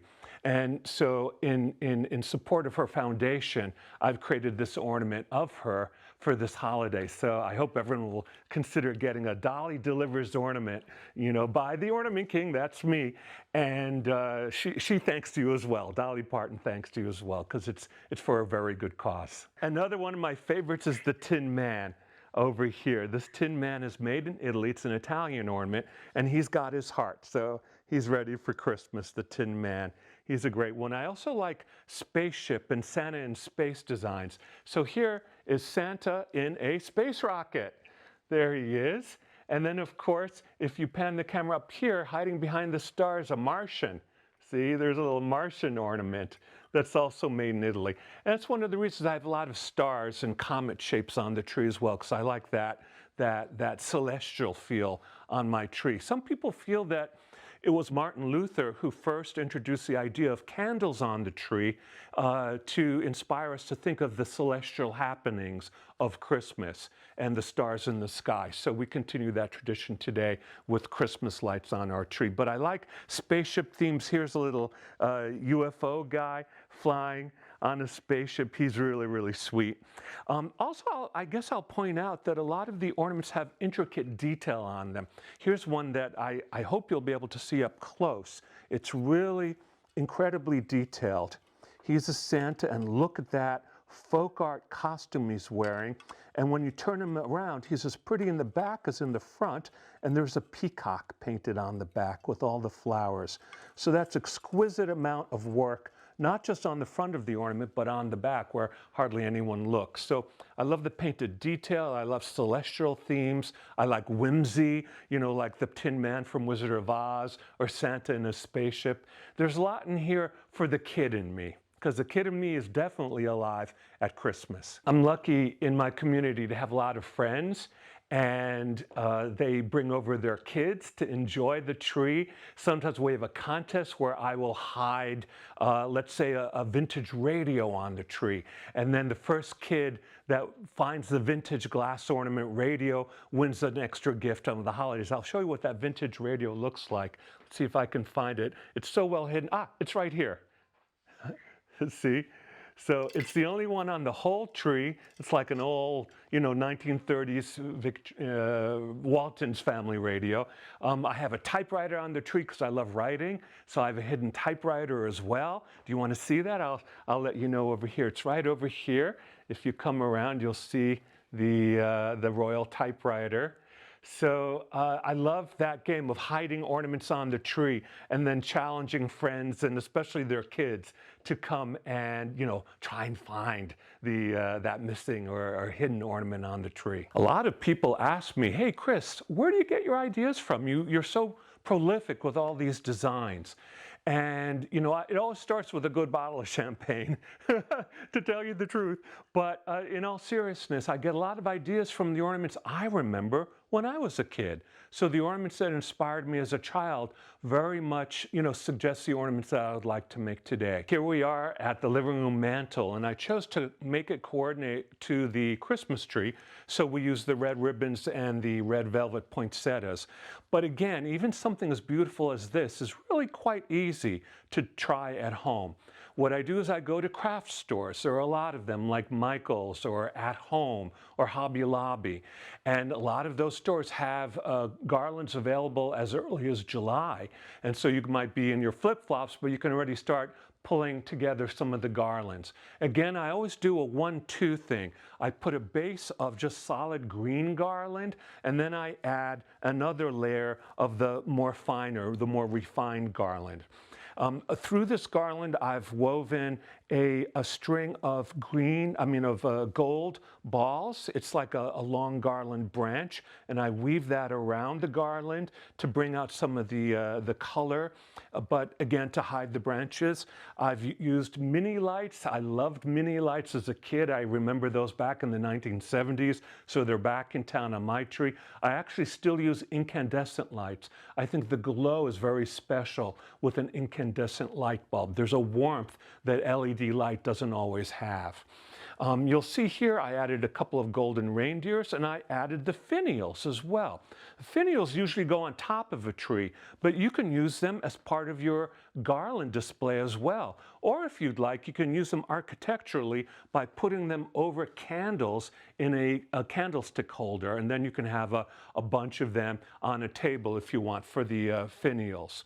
So this is a very traditional design over here with the holly and the ruby red velvet ribbon. The fireplace itself is French. It's the only so-called new fireplace in the house. It's actually an antique French fireplace, a Norman fireplace from the 1700s. The previous fireplace had a lot of damage on it, so I opted to bring in this very special fireplace from France. The mirror is from Italy. They do a lot of great carving there. So are the wall sconces. Those are from Italy as well. And they feature a swan head and then the candlestick holders as well. And as you can see, also, the walls themselves are painted a very warm peach color. And you think, wow, that's pretty daring. But you know, peach is a great color. It's very relaxing, and it's not jarring. But also, we all look good with peach color, you know? It just kind of creates a warm glow, and I think it carries forth to the way we feel in this room, that kind of warmth and relaxation that the peach color offers us. So you'll see that in my carpet, you'll see that in the sofas, and in the drapes as well.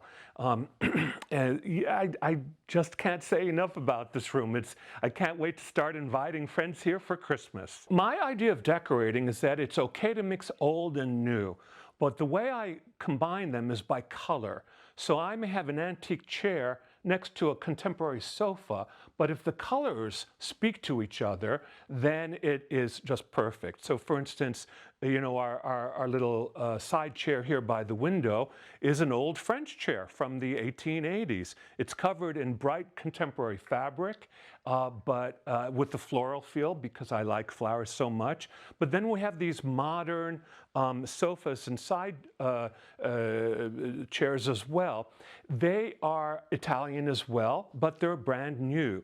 But they have an old world feel because of the cords that cover and hold together the sides. You can, if you wish, undo the cords and then make it into like a reclining bed as well.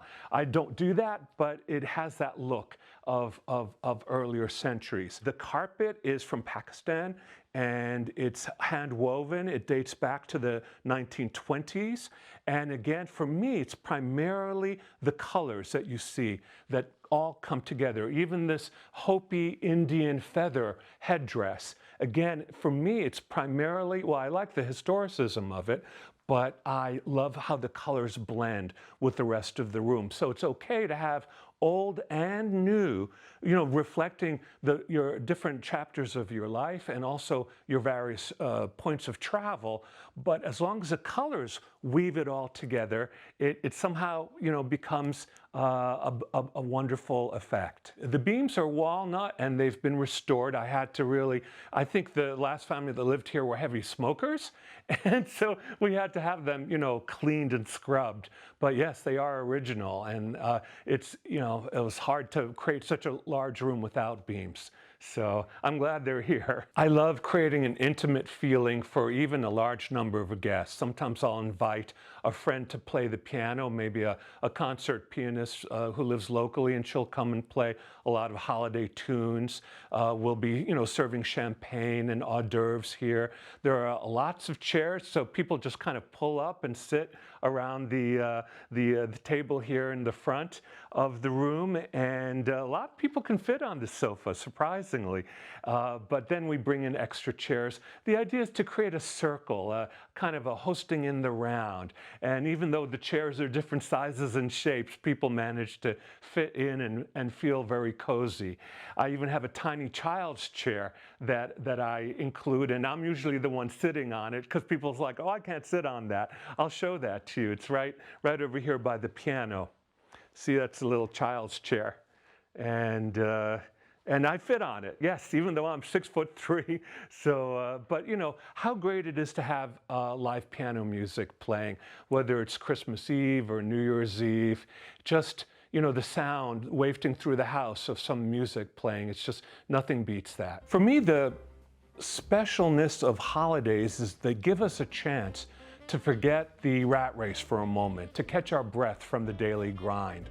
And decorating the home helps to heighten that experience. It identifies that something special is going on. Of course, at Christmas, the Christmas tree itself is a centerpiece of gathering for your family and friends. I love traditions at Christmas. I love the Christmas foods, the Christmas music, making a bûche de Noël, for instance. My mom was born in France, so we always have a Yule log. It's a chocolate cake with cream and icing, the bûche de Noël, so I always bake one of those. My dad was born in Poland, so we follow the Christmas traditions from a Polish origin, which is on Christmas Eve. You have an all-fish meal. So, seafood and fish, different kinds of fish and seafood. That's also true in Italian families, having the all-fish menu for Christmas Eve. I love singing in the choirs and in our community gatherings in Cold Spring. Usually the first Saturday of Christmas, all the stores are open late and we go choiring and caroling all through the village, making a special meal for your friends, or wrapping a gift, or filling out a Christmas card by hand. All these things that bring your handwork and your craftsmanship to it, it's a direct connection to your heart. And I think people feel that heart energy when they receive that wonderful meal, that bountifulness at your table, or that hand-wrapped gift, or even something handmade that you've created for someone. I think that anything can be store-bought, but if you make things by hand, that's that little magic ingredient that I think says, yeah, I love you, I care about you.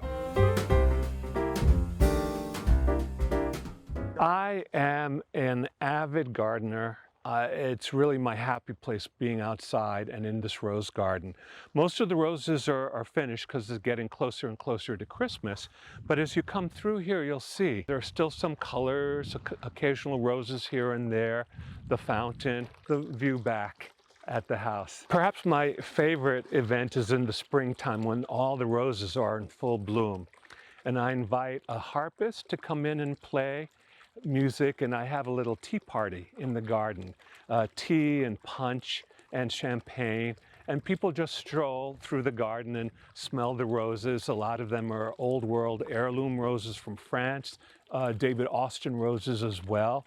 Some of the roses date back to the 1890s and early 1900s, very, very precious varietals. I think this is a place also to relax, and I think in contrast, we all have such busy lives, so how good it is to be able to create a place that you can just relax and reconnect with nature and maybe read it, you know, some Emily Dickinson, some poetry or what have you, or just invite your friends over for a little afternoon lunch here in the Rose Garden. It's going to be all ready for Christmas. Yes, little house in the countryside in Garrison, New York. And it's got a little bit of France, a little bit of England, and a whole lot of Santa, especially inside. You can see the lavender that I grow here as well. I'm known for growing lavender. They used to call me Johnny Lavender Seed because everywhere I go, I give people gifts of lavender plants and teach them how to grow lavender. I used to be a lavender farmer during my non-compete time. The 10 years I made beautiful organic lotions and oils and things like that. So I still love lavender and I still have it around the house. So here we are at the front of the house. This is a century-old house. It was literally built 100 years ago in 1924 and actually finished in 1925. It's solid stone, so the chunks of stone are actually blocks piled on top of each other. It's not just a stone facade, which is how many newer homes are built. It's got a solid slate roof. It was recently reconditioned, so it's going to last another 100 years. And it's very much in the style of the French Norman chateaus. If you have a chance to visit France, you'll see a lot of homes in this style. You know, when I first saw this house, it was love at first sight. I think the high ceilings, the beautiful turret in the center of the house, it feels like a little castle, and I think it's just perfect for the Ornament King. So we all need a welcome wreath, and so that's what this oak door has.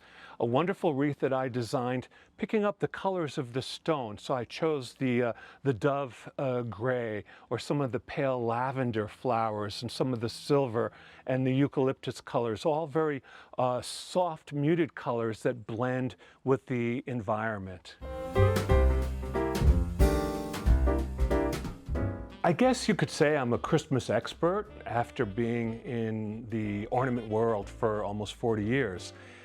Christmas means so much to me, especially the spirit of Christmas. It's something I choose to keep alive in my heart all year long. It's not just a business at all to me.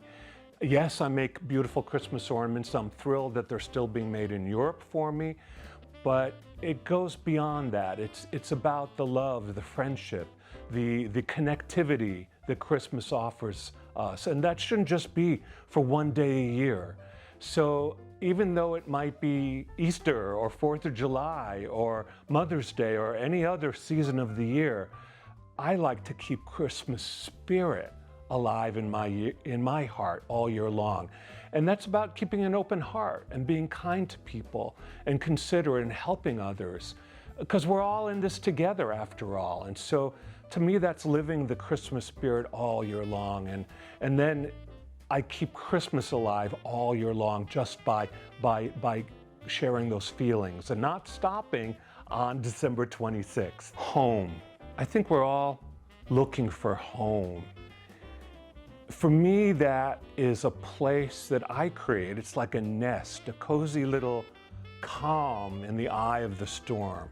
As you can imagine, I travel a lot for work, for my profession, and having a chance, and there's so much changing, you know, day by day, whatever the headlines are in the papers or on TV. The world is changing faster than I ever thought would happen. But when I get to come home to everything that's familiar to me, and you know, smell the smells of my own garden, and you know, come back to my own bedroom closet, and you know, find my sweaters or what have you, and then inviting people to my home, you know, high school friends and college friends, that's magical. That becomes an anchor, if you will, in an ever-changing world. My home is my oasis, my sanctuary from life. And so it's a place I can work on my memoir. It's a place that I can maybe create new designs for next year. It's a place I can share with friends and loved ones. So to me, home is all those things. It's sanctuary. It's that center in the eye of a storm for me. So I love being at home, and I hope to be at home more often next year and not to travel quite as much as I have this year. But when you have a new company, you know, a fledgling company such as my new company, the Ornament King, I have to be out and you know, making the rain dance, if you will. So, but home it's solace. It's my heart. Heart is where my home is. And Homeworthy folks, it's been so great having you be part of my holiday traditions. So until next year, have a great holiday and a Merry Christmas.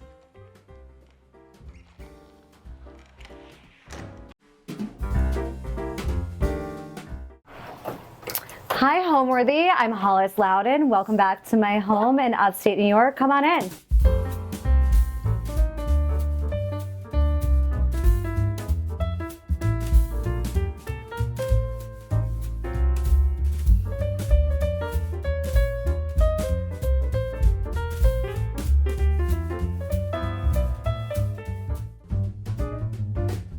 This holiday season, get ready to unwrap the most magnificent holiday homes with Homeworthy's 25 Days of Christmas.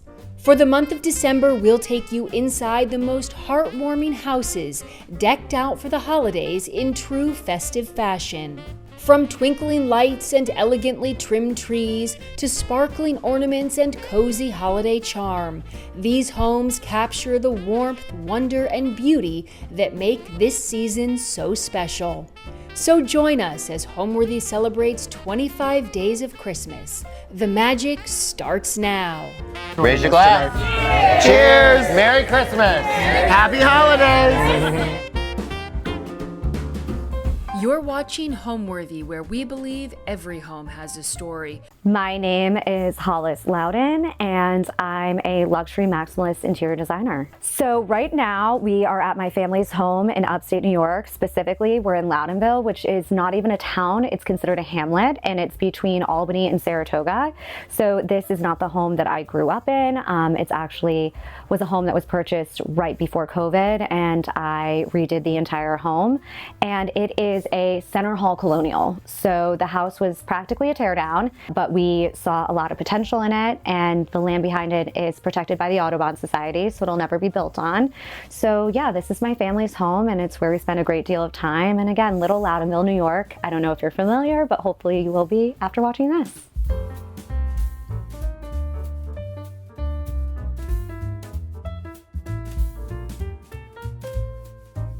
Welcome to the formal living room, and this is where we do our Christmas tree. So in our previous home, we had so many Christmas trees, and to be completely honest, I just don't have the energy, but I also we don't have the space. And so what I really wanted to do is consolidate all of my favorite ornaments into one tree. And this is where we gather on Christmas morning and we open all of our presents. So there's numerous seating areas. On my previous Homeworthy, I talked about, pretty much how I designed this room, and that was so that we had different conversation areas. But we do our one tree here, which is faux. And I just want to let everyone know that is something. Growing up, my mother collected a great deal of ornaments, and the majority of the ornaments on this tree are Christopher Radko, or they were sought out and very special from places that we had visited. So we had real trees throughout my childhood, and they were always dramatic because we had a cat that loved to jump on the tree, and it wasn't the most sturdy. And also, we like to have our tree up for a very, very long time. Actually, a couple years ago, our tree did not come down until July, and that is one of the most embarrassing things. And it wasn't until my father invited one of his buddies from the golf course and his wife over to have cocktails that I was taking the tree down July 4th weekend. So the faux tree is great because of the fact that it's sturdy, the cat can't take it down unless they really try, and the ornaments are not going to slip off. So this is my faux tree, and it's from Walmart. Okay, just like full disclosure, from Walmart. So with the tree, I I decorated this the other morning at 4 a.m. because that's when I do my best work. And 3 or 4 matches deep, what I realized is, and I think everyone has this, is there's, you know, like grade A, grade B, and grade C are like A-list, B-list, and C-list ornaments. So this is like really A-list ornaments, but I really was strategic about where I place things. So as I said, a lot of these are Christopher Radko. This one right here is one of the special Santas that he did. He did a couple different ones every year. I think it's called the Snow Santa. My mom had several of them. And one year, I think my sister Kendall, who is a bit older than I am, she broke one. And even at the age of like 12, eBay had just come out, and it was such a dramatic scene when it broke that she was trying to like bid on one at the age of 12. So this is definitely an A-list ornament and was very carefully placed on. Some of the other ones that I really love on here are my Plaza Hotel ornament. I did the New York Botanical Garden Orchid Dinner at the Plaza Hotel, and this is one that I bought right after that. And I also was obviously a big fan of Eloise, and Eloise is on here, right down here, Eloise, and right by Eloise is Skipper D. And I always wanted to be Eloise. And when I first started my career as an interior designer for my own firm, I lived out of hotels, and I thought that I was Eloise, except for they were practically like Red Roof Inns because the expenses were really high. So I was low budget Eloise, but Eloise and Skipper D. Over here, I put these together on purpose. This is my dad's golf Santa Claus. And then right next to it is this Kelly bag, this Hermes Kelly bag. So my mother had a beautiful black Kelly. She had a couple, but one was from my grandmother, and it has just so much sentimental value. And so my father likes to golf, my mother liked to shop. So everything kind of tells a story. We have quite a few that were done in collaboration with Christopher Radko with the Autism Speaks Foundation, my sister Jordan, who actually lives permanently at home here. She is autistic, so we have 2 of them here, and they do really amazing pieces every year. They're big supporters of the Autism Speaks Foundation. One of the other things that I wanted to point it out too is, again, as on my previous episode, and I'll talk about it again, is, you know, this home, when we purchased it, was infested by bees, and bees are actually endangered. So you cannot remove them unless you humanely remove them, and that's a great deal of effort. So the red room, which is our Santa Claus room, was actually, the ceiling was infested with bees. So throughout, you will see also in here various bumblebees, but also hives. So this is a Christopher Radko beehive, you know, tucked right in. So what I love about the tree is it tells a story, and every ornament was collected over time. There's even more ornaments. I could go all day speaking about this, but everyone kind of ties back to a theme that is either a part of our lives or a part of our home. And I think that's something that makes it very unique, and it appeals to people. It's also chock full. And, you know, I could do 1,000,001 more trees, but you know, this is the one that really showcases everything that is near and dear to us, our hobbies, and, you know, places that we have been. We have so many presents. And for this year, what I wanted to do is I am done with this home for now. Again, we might be having Homeworthy back 2 years from now, and everything will be changed again. But I had so much excess wallpaper, and a lot of people would say, why wouldn't you reuse it in some sort of way and do, you know, another bathroom? But repeats are very large. I explain that to clients, and for people who don't really know much about wallpaper application, it's like fabric, you have to match it. So you could have 2 excess rolls, you know, that have been cut in some sort of way that you really can't reuse. So I actually wrapped some of the presents, and these are presents that are mainly for guests that we have come over, because the rest of the presents are in fact in the basement. Our love language is gifts in this family. So I wrapped in excess wallpaper. So this is actually the Quadrille Valley High wallpaper that is on the walls in this room. This little green dahlia wallpaper, dahlia scroll wallpaper in yellow. You'll see is my newest design in the home. I redid the wallpaper in the entry. It was just painted prior, and I can't leave one surface unwallpapered. I have the manual Canova Dara wallpaper that I have in my powder room. Again, this is all in my previous episode. The wallpaper from my pantry, my Alice in Wonderland pantry. This is Brunswick and Fee. As I mentioned, we had, an infestation of bees in my front foyer vestibule. I used to have bee wallpaper on the ceiling. There's a story behind that I'll get to, but this is that wallpaper. And then I also have some excess wallpaper. This is Queen of Spain by Schumacher. Mick Jagger actually had this throughout his entire apartment in the 70s.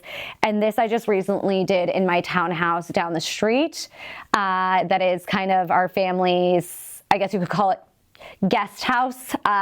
This house was not meant to ever sleep as many of us as there were. The whole intention was downsizing, and COVID totally changed all of that. So I'm often asked, what do I do with excess wallpaper? Of course, this wouldn't be my first thing I tell you to do. I've had clients that I've worked with that we've framed it in panels. I've used it as matting in framing. That's something that's really amazing to do.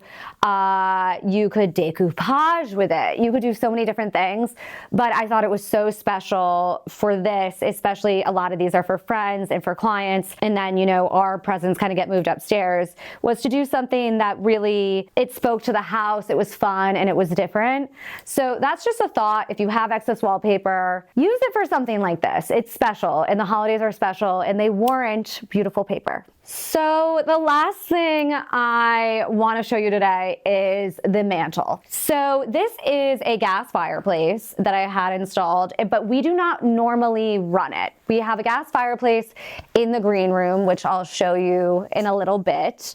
And that's where we definitely run the fire. This room gets incredibly hot, and especially with so many people in it at one point in time when we're, having our present opening, or this is where kind of we'll have cocktails. There's also a baby grand piano. My sister Jordan, again, who's autistic, she's a phenomenal piano player. What I usually do, because of the fact that I don't turn the fire on and I have kind of this whole area, is I line it with poinsettia. And, there's also this debate, and I should have Googled it beforehand. The amount of times I've heard poinsettia or poinsettia, I can't even get over. So we're calling it poinsettia today. But these are white poinsettia. I normally do hot pink, but I wanted to do something different. So I did these beautiful white ones. I will say though, for everyone on Homeworthy, they're beautiful. And there's something different to put inside your hearth. But they are tropical plants, for people who don't know. They are used for the holidays, and they become kind of this iconic Christmas / winter holiday plant, but they are in fact tropical. And they also really shouldn't be cut. But what I wanted to do was something very different on the mantle. So these are bud vases that are filled with poinsettia that have been cut down. And I supplemented in with these beautiful greens that, if you look, they actually have pink on the tips. So we had a little bit of a, again, all full transparency, because design is all about making it work. These really, when cut, only last 2 days. So if you're looking to do something like this for your own home, cut right before the party. Homeworthy, we had to take a little break in the morning while I fix these. But they're gorgeous, they're different. It's also a way in which, the plants themselves are very inexpensive in comparison to certain florals that you might want to be using. So cutting them down, bud vases, if you live near a floral warehouse, a Michael's, a Hobby Lobby, buy in bulk. And they're just a fun touch. So I decided to do them across the mantle. They were a little bit fuller, but again, things happen and we adjust. But I would suggest doing this if you were having a party, just prepping them right before, mixing in these greens. I'm really happy with this, how this turned out. But it's definitely something, full transparency, take into account the timing of when you're having people over. So yeah, this is our, main room for the holidays. And my last thing that I would like to point out quickly before we go on and I show you more of my home is that rather than doing a star at the top of the tree, I always do a bow. So this is a Mackenzie Childs ribbon. I had it made up a long time ago by one of my florists, and that's also a great hack is if you have a local florist that does anything, you know, go in, they can make you one of these bows so quickly and you can reuse it year after year. You're just gonna have to fluff it. But we also had to do the bow because of the fact that the tree really like kind of smashes into the ceiling. So I wouldn't even be able to fit a star anyway. There's a little crack. It's not a crack. It's a little bit of a mark from us dragging the tree. It fell the other day. So that's why I do that. But it's also something different. You see a lot of stars. You see a lot of different things. I wanted a disco ball, but it just wasn't on brand. So I really love my Mackenzie Childs. And yeah, these are some just wonderful little things that you can do for the holidays. And of course, it's a lot of effort to do all of this, but you know, reusing what you have, curating your ornaments to something that you love so you don't feel like you need to buy more, using ribbon on the top of your tree instead of a star, and then plants in lieu of flowers is something that's great. So this is where we'll be opening gifts and hopefully having my sister play the piano. And yeah, I can't wait to show you the rest of the house, but this is kind of the Christmas hub. And now I'm going to take you to the front hall. So come with me. My personal style, I would describe as incredibly layered, but intentional. So, you know, maximalism has definitely been described in many different ways, and I ascribe to quote unquote the maximalist design aesthetic simply because that is how I've been described by others, but really I am a pattern and color lover. It's borderline traditional, but with a modern contemporary twist. This home was purchased right prior to COVID. My mother and I were going to do it together, and it was a teardown for the most part. A lot of people wanted to you know, buy this for the land and build something new on it. And what ended up happening, sadly, is in April of 2020, she very suddenly and tragically passed away. So the process of doing this house really started, she passed away April 18th of 2020. And by April 19th of 2021, I shot this house professionally with an amazing photographer, Ricky Snyder, and Francis Bailey, who's a stylist. And I spent an entire year renovating this home. So took it down to the studs, and it really has been an homage to my mother. So, and I have been, of course, tweaking over time, and I'll speak about that. Since my last episode, there have been some slight little changes I've made because a designer's work is never done, but that's the story. We were going to do this together, and then I did it in her honor.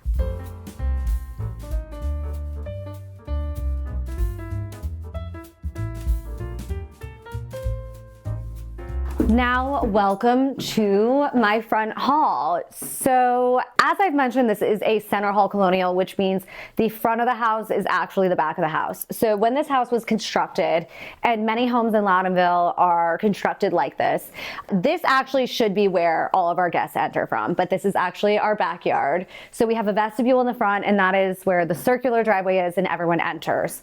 But this is, you know, the main hall, and there has been some updates to it since my previous Homeworthy. And the biggest one has been the application of this beautiful Dahlia scroll wallpaper from Little Green. So Little Green is a company out of the UK, and they take you know, old archival patterns and they produce them. And this is like the most insane paper in terms of quality.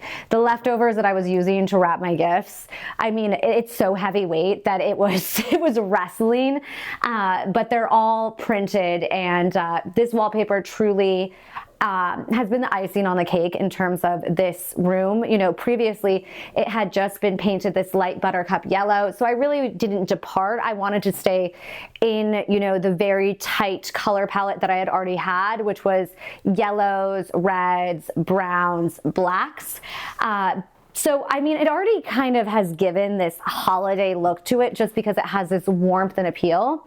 But in terms of decorating for the holiday, This console is always here, these chairs and this artwork, but I wanted to do something different, and that is why I did topiaries. So I got these topiaries down in the floral district in Manhattan, and I drove them up. And what's so wonderful about topiaries for anyone who's thinking about decorating for the holidays is they, as long as you do not kill them, and you water them, you put them in your sink and you drain them, you can use them all year round. So I placed these here, and I took these greens, which I actually got from Trader Joe's. So Trader Joe's has garland that's 10 feet long. It's sold in 10 feet increments. I said 10 yards the other day, and someone was like, no, it's not 10 yards. Very reasonably priced, and I swooped it around the back, and it really has given it this gracious, beautiful vibe, and it's not in your face Christmas. And again, there's nothing wrong with that. Everyone likes to decorate differently, but this is already a really moody and cozy room. And I supplemented in with these vintage ornaments. So these were, again, my mother's, and I'm always very careful with them. I believe there is actually lead paint on these, so I definitely will remove these if there's any guests. I make sure there's never near my dog.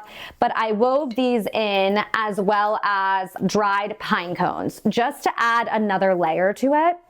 You know, previously in the past, I have done paper whites, but the topiaries were something that I had already had, and I wanted to keep it more green in here than florals. I do a lot of florals. You'll see that in the dining room, but I thought that it was just something beautiful and different. And what I love about it is that I'm going to be able to reuse this over and over and over again for different holidays. I mean, Easter lends itself, Mother's Day, you know, of course, anytime we're ever doing something outside, the topiaries are perfect. And then moving on here, I have my planters. So these were a labor of love. So I did some really wild berries in here, and sometimes I, in the past, have done kind of a tighter you know, arrangement in here, or I've done poinsettias, and I have done peace lilies in the past. This year I wanted to bring a lot of green in, and you'll see the front banister shortly and kind of the rest of the front hall and the vestibule. And for this, I wanted it to seem organic, not haphazard. Of course, everything's intentional, but I layered in cypress, asparagus greens, you know, multiple different greens. And with that, and I even cut some of the Trader Joe's cypress out and put it in through here. These berries, I, you know, normally would do something that's, you know, tighter, more holly berry coming out.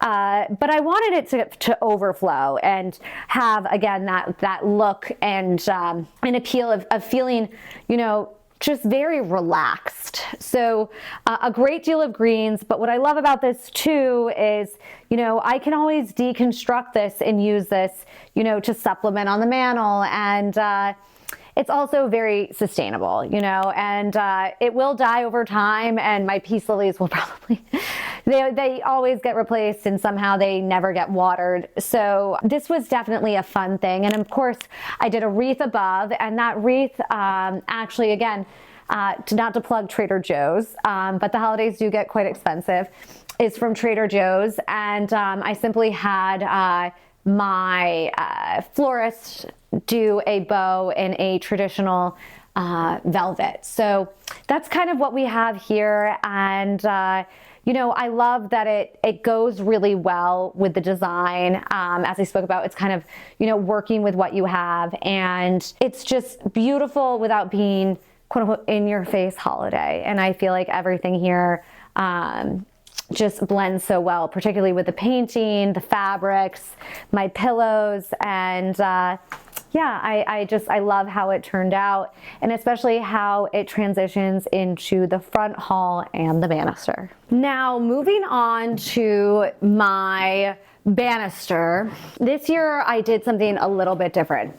So normally I would do a much tighter like Douglas fir or garland, and I would weave it throughout. But I wanted, again, to keep this kind of organic vibe and have it just be, swagged. And I usually also weave in berries. I do ribbon of some sort, some color, and bring it through. But rather this year, I just wanted to swag it out, have it just be this pop of green. We have a lot going on.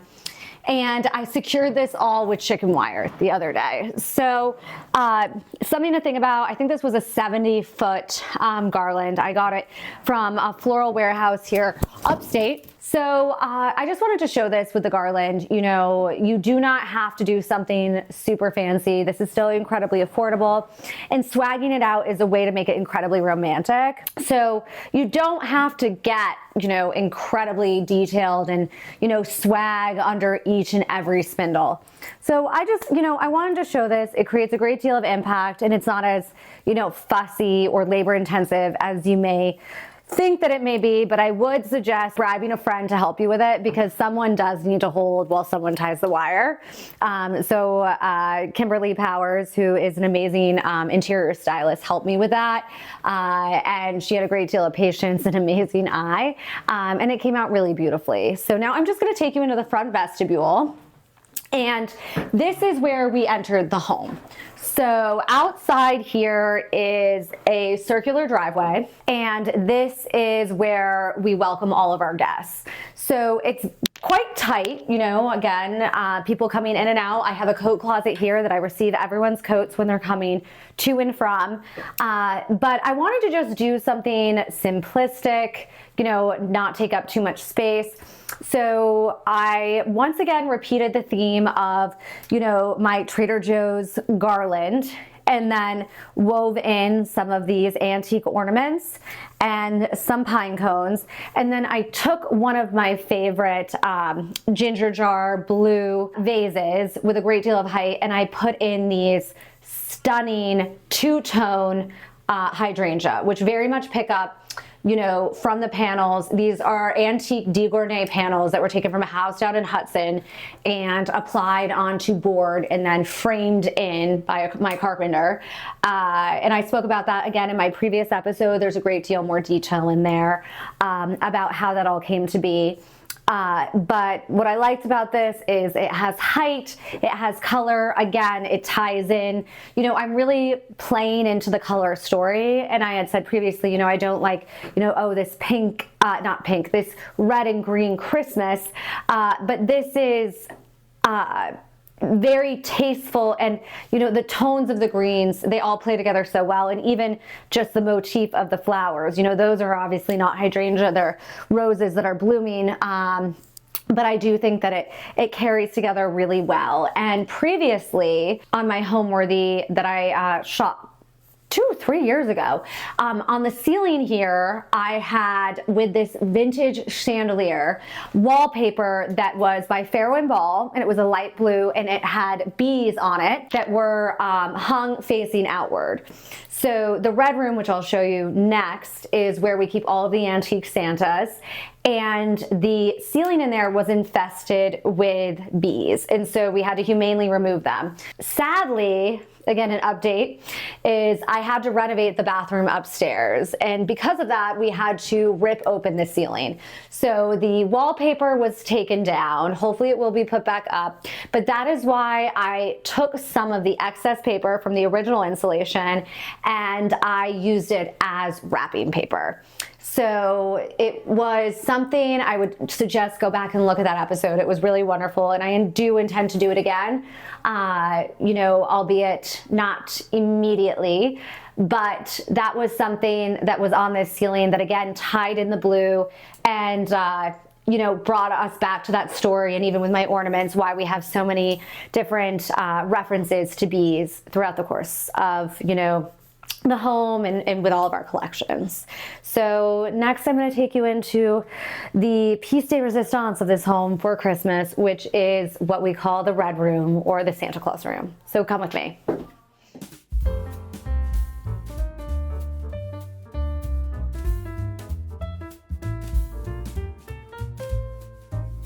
Now come on into the red room, or shall I say the Santa Claus room. So this room was briefly featured on my previous Homeworthy, but not to the extent which you are going to see today.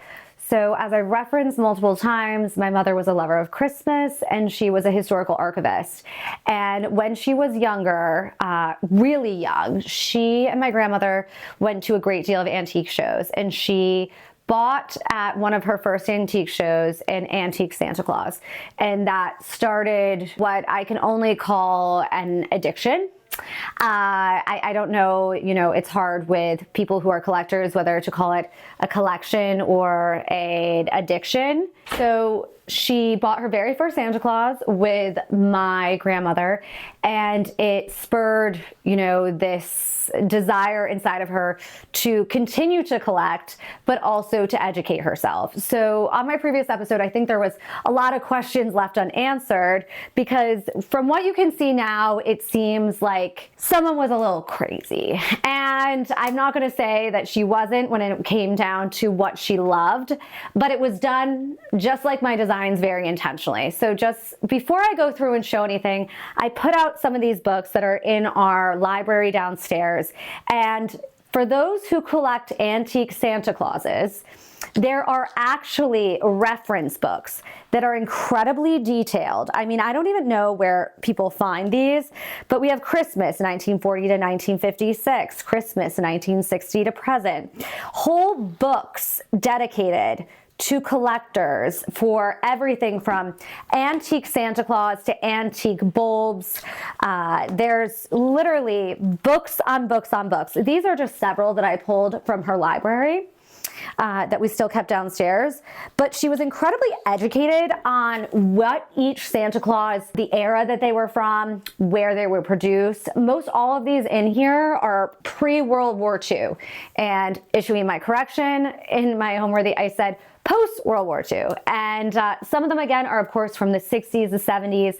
She was born in 1955, so some of them, of course, were more recent. But she scoured eBay. She went to many shows, and she was incredibly knowledgeable, and I wish I had listened a little bit more when I was a child about where some of them came from. But for those of you who are curious, this is in fact something where there's a great deal of literature on different Santa Claus, where they came from, when they were produced, and the significance. So I just kind of wanted to, open these up and show you a couple. Of course, these are chock full. A lot of them, some of them are candy jars, some of them are ornaments, some of them are snow globes, but a couple of the ones that I wanted to pull are over here. So I will just pull over here really quickly. So Elf on a Shelf is like the biggest thing happening now. And there were multiple that I found when I was organizing that are these little elves that you can manipulate to sit. Okay, here, one just went off the deep end. So I believe I may be sitting on the OG Elf on a Shelf. This is definitely, pre-1950. So some of those are really cool that I came across. She also collected even postcards. So I don't know if some of you are familiar with the Steiff company, S-T-E-I-F-F, which means button and ear. And that's a company out of Germany that they did a great deal of Christmas. They sold at FAO Schwarz for a while, but this postcard from Steiff is dated back to, 1960. So these are just really wonderful things. Some of these, again, she found them and she cherished them. She also loved Kewpies. This was from 1973, that, people used to put Christmas cookies on. And then, some of the more recent things here and in the corner was that she collected the Versace china that was done for Christmas. So here is one, which is, all of the animals and Jesus. And then there's the Millennium plate over there and another with Santa on his sleigh.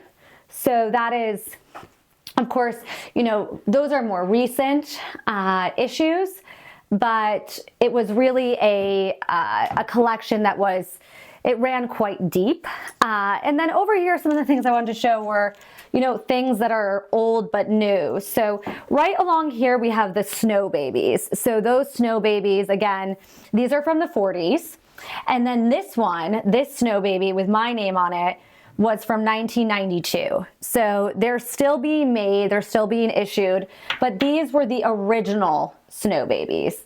And what was fun about kind of what they did back then is some of them were, you know, very whimsical, but also very facetious. They had, you know, Santa Claus, you know, smoking like a cigarette, you know, I mean, we got, you know, a snowman smoking a cig right here.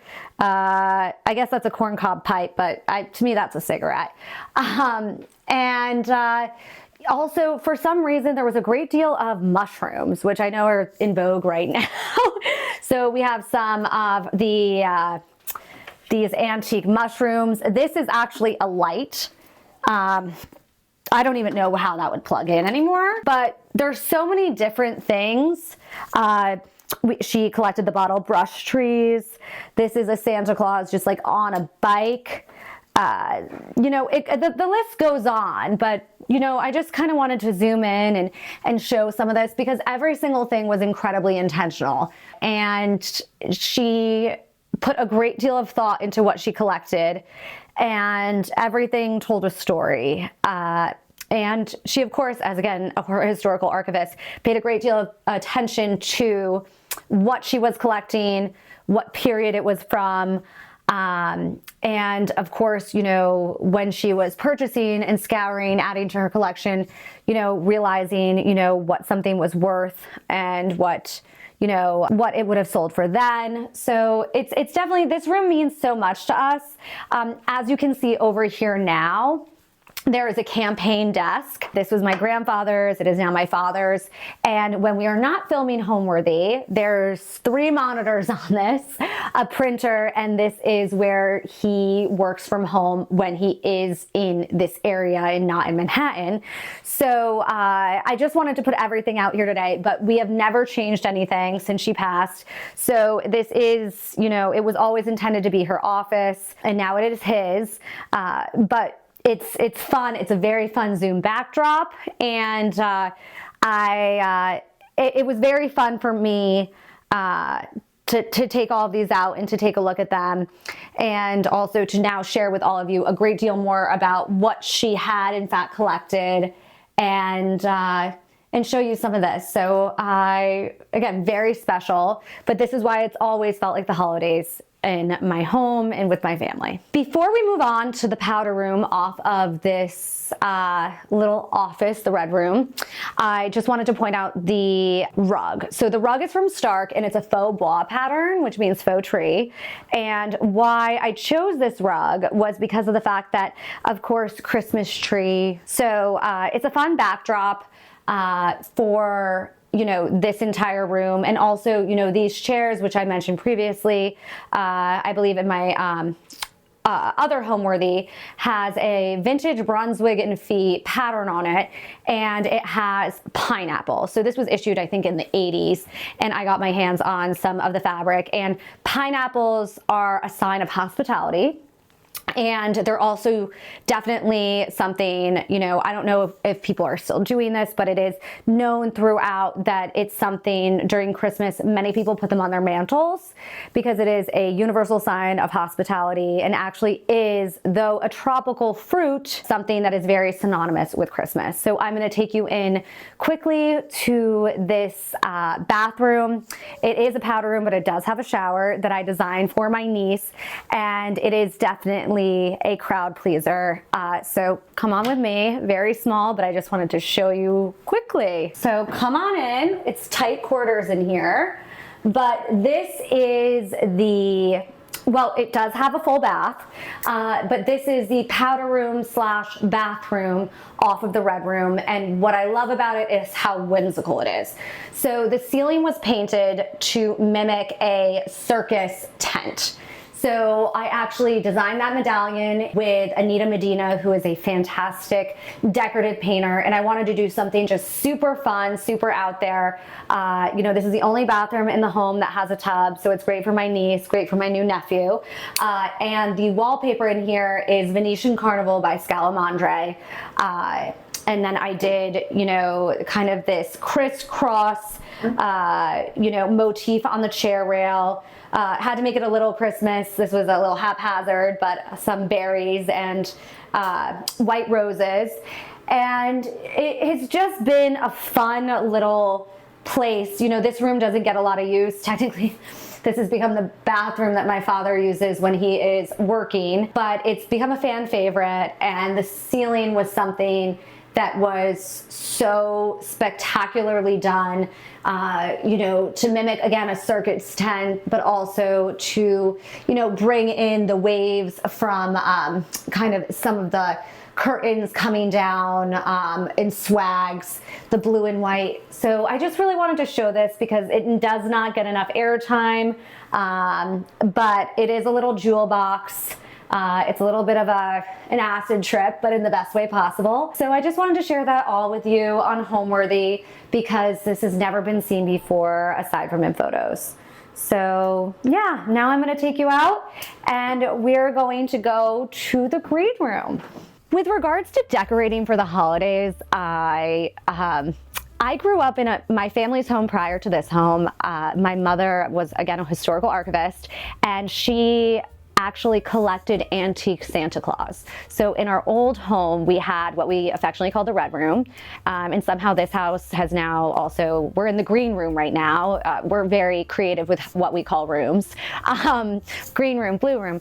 So I felt like there was always a holiday spirit in our home. And when I did this home, of course, you know, when we were doing the home together, my mom and I, we're going to create her office and still have a Santa Claus room. So it's still a Santa Claus room, and now it's changed and evolved over time to serve other purposes. But with regards to decorating for the holidays, I try to not get kitsch. I very much try and design in a way that's timeless. And that is also intentional with regards to each and every room. You know, I design as if I am designing another layer in terms of adding. So for example, my dining room, you know, my florals, you know, are not going to be red and green. I very much try and take from the color and pattern that are in my draperies and in my my upholstery, and same within here. And I really try and make it intentional, not kitsch, and really it's just whatever works. And I just want it to seem effortless, even though it was a lot of effort and I am incredibly exhausted. What do I love most about this home? I would have to say just the energy of this house. It is not a large home by any means. You know, and again, that is something that everyone has a very different interpretation of what a large home is, and it's definitely comfortable. But I have not met a single individual, and maybe people are just being polite to my face because they know I designed it, that has not walked into this home and said they immediately felt incredibly relaxed and welcomed. And some of the rooms are a bit more designed and I don't want to say sophisticated, but they're definitely elevated yet still approachable. So what I really love about this home is that it's cozy and that it feels lived in, and that, you know, it's not sterile. And as much as, you know, I have designed over time, you know, you see, and I joke about this, you know, the wear from our cat, or, you know, where my dog did, you know, have an accident. It's cleaned, but we live in our home, and that's really what I love about this home is just the way that it makes you feel. Even with how it has been decorated, and that it feels collected and very organic. You know, nothing in here was for show.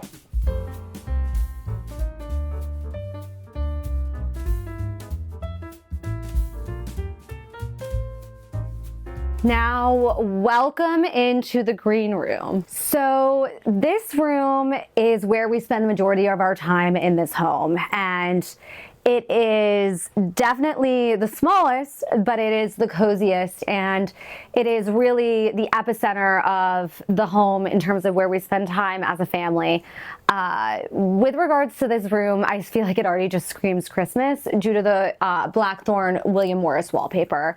So the wallpaper again is William Morris, who now is somehow, you know, there's so many licensing agreements, but for those of you that don't know, William Morris, UK company, you know, archival brand, and this is one of their iconic patterns, and it was hand blocked. So this wallpaper is truly something that, to me, with the thistle in it and all of the different colors, it just screams Christmas. So I really didn't have to do much in here to make it feel of the Christmas spirit. I have a gas fireplace in here also, and this runs all the time. It's even running in the winter. I don't care what anyone has to say. There's nothing like a fire in, it's always running in the summer. It's always running in the winter too, but there's nothing like a summer fire. And to make this more holiday, I designed the mantle, and this is a bunch of asparagus greens. This is an asparagus fern. Right here, but those were woven in with some of the cypress garland that was from Trader Joe's, and then we wove in some of these grapes, and these are true pomegranates. So I wanted to do something again that was different, and fruits are always something fun for you to utilize and weave in. And again, this room does not really lend itself to florals. I have a bunch of tulle throughout the room, but these, you know, really were absolutely beautiful. And what I loved about it, and this was a happy accident, again, want to be transparent, we had started to run out of garland, so I only swagged it down one side. So this is all woven in with chicken wire, and what I love is that it swags down. And then I always have here these vintage Life magazines of Jackie Onassis Kennedy, and those are always there. And above here, I spoke about it previously, is a Hudson River Valley painting, Hudson River School painting, and that's always hanging there. But I've juxtaposed it with some modern art throughout the room. There's a Stephen Barris over here. Again, should you wish to know more, there's a lot more on my previous Homeworthy, but you know, there's many different things in here that lend itself to Christmas without me having to do much. And one of which is also these curtains, which are a Ralph Lauren fabric. Ralph Lauren at that point in time, before now being with Osborne and Little, was with Folio and Cravat. And so I had these draperies made, and there's a Samuel and Sons trim down the side, but the tartan, of course, always reads Christmas. So this room, you know, I don't do a lot of decorating in this room, mainly because of the fact that it's not that big, but also because, to me, it already has those Christmas vibes, and it's so cozy. So really doing the mantle is the main thing. I always love to have out oranges during the holidays. When I do stockings for people, it's I don't know where this tradition started. I know it's definitely, you know, big in England, but I always put clementines in the bottoms of everyone's stockings. But having out oranges, having, you know, the asparagus fern in lieu of, you know, something, you know, like a poinsettia or something in here, it pulls the greens in. But the mantle truly is where we kind of make this holiday. And in the past, I've done greens above on the Hudson River painting. I've tied bows. I've woven in through these sconces. But this year, this truly seemed the most classic, and what I really wanted to, you know, do and showcase in terms of my design aesthetic, but also share this with all of Homeworthy. So yeah, this is the green room. And I mean, now I just want to call this this day over and just hang out in here. But I am so happy to take you now into the dining room, where we have all of our Christmas parties and we do our Christmas dinner. So come on with me.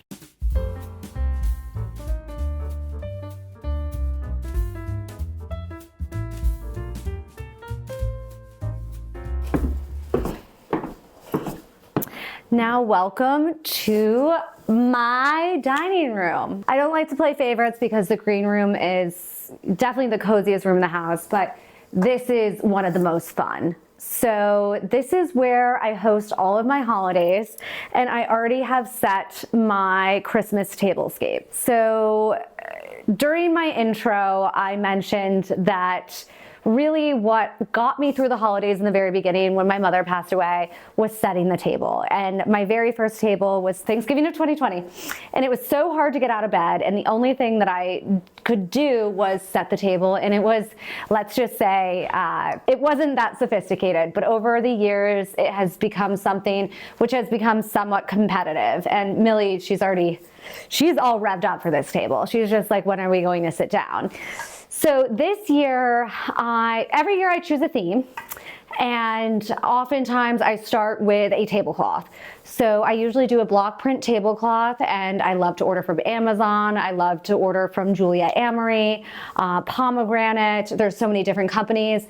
But this year, I decided that I wanted to work with Joanna Buchanan. So Joanna Buchanan is a wonderful woman. She actually has done an episode of Homeworthy, and she has a collection of entertaining pieces that are absolutely spectacular. Everything from napkins to napkin rings to plates, chargers, placemats. So Joanna and I decided to work together, and I was given free rein to pick from her website and design my table. And so this room, when I was designing it, I went much more in the pastel direction. So before my mother passed away, we chose this fabric for the dining room chairs, which is a colony fabric, and it was from Scalamandre. So it was a colony reissue, and we fell in love with it and all of the colors. So somehow now, over every holiday, I really do try and pull back to those colors. So when I was designing this table, I went online and I found these gorgeous plates that Joanna did. These actually are melamine. I believe they're melamine, but they are dishwasher safe. And what I love about it is you can't break them. So my niece, my nephew, anyone, I don't have to worry in terms of having them be broken, but they look as though they are porcelain. And then I have these gorgeous linen napkins, and they have this amazing detail on here in the gold, which, you know, ties into all of the, you know, gold that I have throughout this room. I have my gold fixtures from Federalist, which is an amazing lighting company. I use my mother's real silver from her wedding, as well as these, you know, glasses, which these are St. Louis crystal. I believe they're still available through Scully and Scully. But these beaded placemats are from Joanna Buchanan, as well as these stunning Cappy's trees. So they come in a set of 3. So there's a large, a medium, and a small. So I have 3 sets. One set is also right here. And then I wove in bud vases, the same types of bud vases that I used for my mantle. And I did peonies, and I did some beautiful, you know, wild pink flowers, and scattered them throughout. So I had a really full tablescape. And then in addition to that, what I really wanted to do was bring something else in. And I have a wonderful friend. Her name is Leah Tyrrell. She's from Loudonville. And she has a company called Shuck and Awe. And it is a wonderful, wonderful company that she designs beautiful shell art. So these shells she actually has done herself, and she paints them, and she also did a tree over there I'll show, and then she coats them in a food safe coating. So when I do go to serve, what I will have on this is salt, and in the past I've used sugar cubes. So these are fantastic. So this really, it all plays together. Over here I have, you know, one of my consoles. This is a hot pink lacquer. As you can see, it ties together with all of the shells and everything that we have. I do not have them set down right now, but one of our traditions that has been a tradition forever has been Christmas crackers. So again, this started, I believe, in the UK, and what it is you take them, and inside it's almost like a Chinese finger trap type situation. There's little pulls on either side, and you pull, We usually do this at the end when we're having dessert, which is always a red velvet cake, now gluten-free, but red velvet in honor of Jesus' birthday, which is birthday cake. My uncle makes a wonderful one. So you crack it, and inside is a party hat that is, it's a little party crown actually, and usually like red, green, blue, gold. Everyone puts it on. Inside is a small toy or trinket, and there's also a riddle or a joke, or a riddle and a joke. So one of my favorites from when I was younger was a riddle, and it was, what shakes and is at the bottom of the sea? And the answer was a nervous wreck. So everyone goes through and they read them. Everyone trades what they have inside. Sometimes they're a little cheeky. Sometimes they're a little too British in that we don't get the humor. But that's always something to think about. It's so fun. We do it over dessert. It kind of closes out the evening. And it's always fun stories, also hearing what everyone has to say when they're guessing. So the other little things over here, Joe, that I wanted to show were, of course, over here, I have more from Shuck and Awe. I did not use them, but these are napkin rings. These are on glass. Joanna also did some beautiful napkin rings that have snowflake. We just decided, though, however, to lay them simply. Oh, here they are. I have them in this beautiful shell. So this shell is something that when I go to serve, I'll definitely be using this. But Joanna had these beautiful snowflakes, which I may be using once I finally start to entertain, and I will be using this table more than once. As well as I have yet to set the seating arrangement because it is always difficult. But these are from Joanna Buchanan. They're for place cards. But we always try and make sure that everyone's seated, you know, not with their spouse, not with their significant other, man, woman. I don't know if it's PC to even say that anymore. And I have a tree also from Shuck and Awe that Leah made for me. And she does so many different beautiful ones, but they're oyster shells. And there are some more throughout the house that I wanted to show. But that's always something. And I keep all my dessert plates over here. This was my mother's wedding china. So it's a Haviland china. I believe Jackie O had a similar pattern. This was very popular, and it's still available through Replacements Limited, which is where I get everything when I break it, which always happens. And last but not least is this area over here. Again, I spoke extensively about my draperies, my tassels, and this sofa during my previous Homeworthy. But back here, I once again repeated what I did in the living room, which was I cut down poinsettia. I chose two different, one is a hot pink and one is kind of a pink and yellow / cream ombre. And I cut them down and scattered them along just to create some sort of wall here. Normally I have Tommy Mitchell sculptures or my previous episode, but I wanted to do something a little bit different. So this area is nice because people can sit down and have a drink, eat dessert, get away from whoever they were sat next to that they don't want to speak to anymore because of the seating arrangement.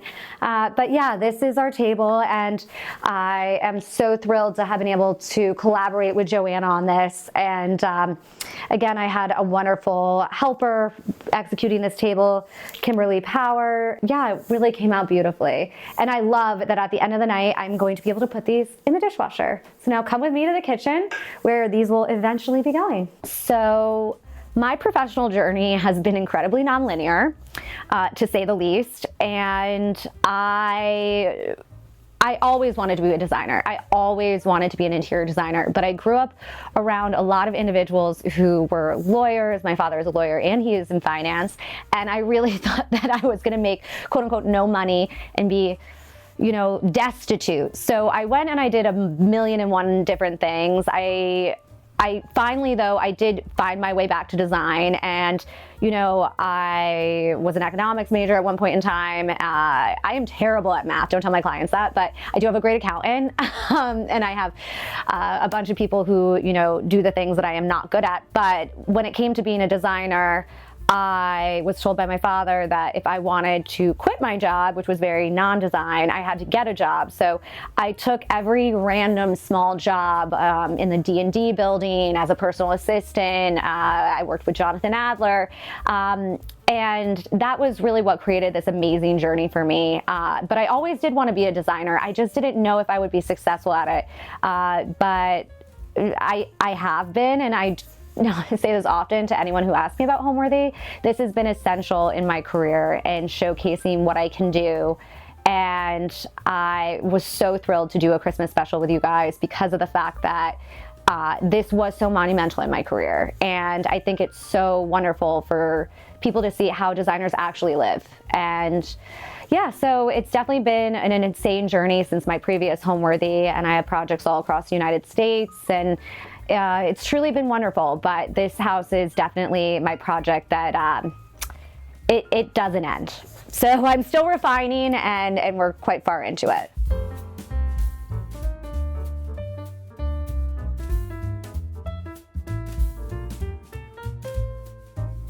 Now come on into the kitchen.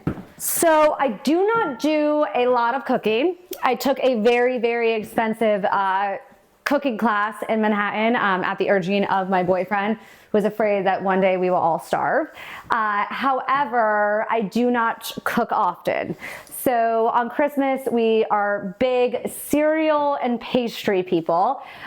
So here I have the table set actually with what it would be representative of what we would be eating. So right here we have Italian Christmas cookies. Again, I am celiac, but my family is not. And that doesn't mean I don't cheat, even to the dismay of my doctor. So I also have out a cereal. And what is amazing about this cereal is this is actually the limited edition Elf on a Shelf cereal. So I wish I had the box, but it's hilarious. I wish there were little L's in here. But I just wanted to set this in a way, and I mean, this will get eaten immediately after by my sister and pretty much probably everyone else. But we always set the table. This is where we eat breakfast. You know, I have these gorgeous pink amaryllis, the ranunculus. I love tulipiers because of the fact that I can just easily cut. That's a great hack for anyone. And I pointed out previously, you know, on my Homeworthy in the past, but I'd love to bring it up now. These are actually not windows, those are mirrors. I could not get my windows in time during COVID. So to save money, to save time, I built out this bay window with mirrored panels that mimic the motif up here on the cabinets that is the crisscross mirror. So it's a great hack. Some people have asked me, isn't that a hazard in terms of, you know, light refracting off of it and causing a fire or something or another? I don't know. I actually read the comments. Don't ever do that. But there is a protectant on it that would never happen.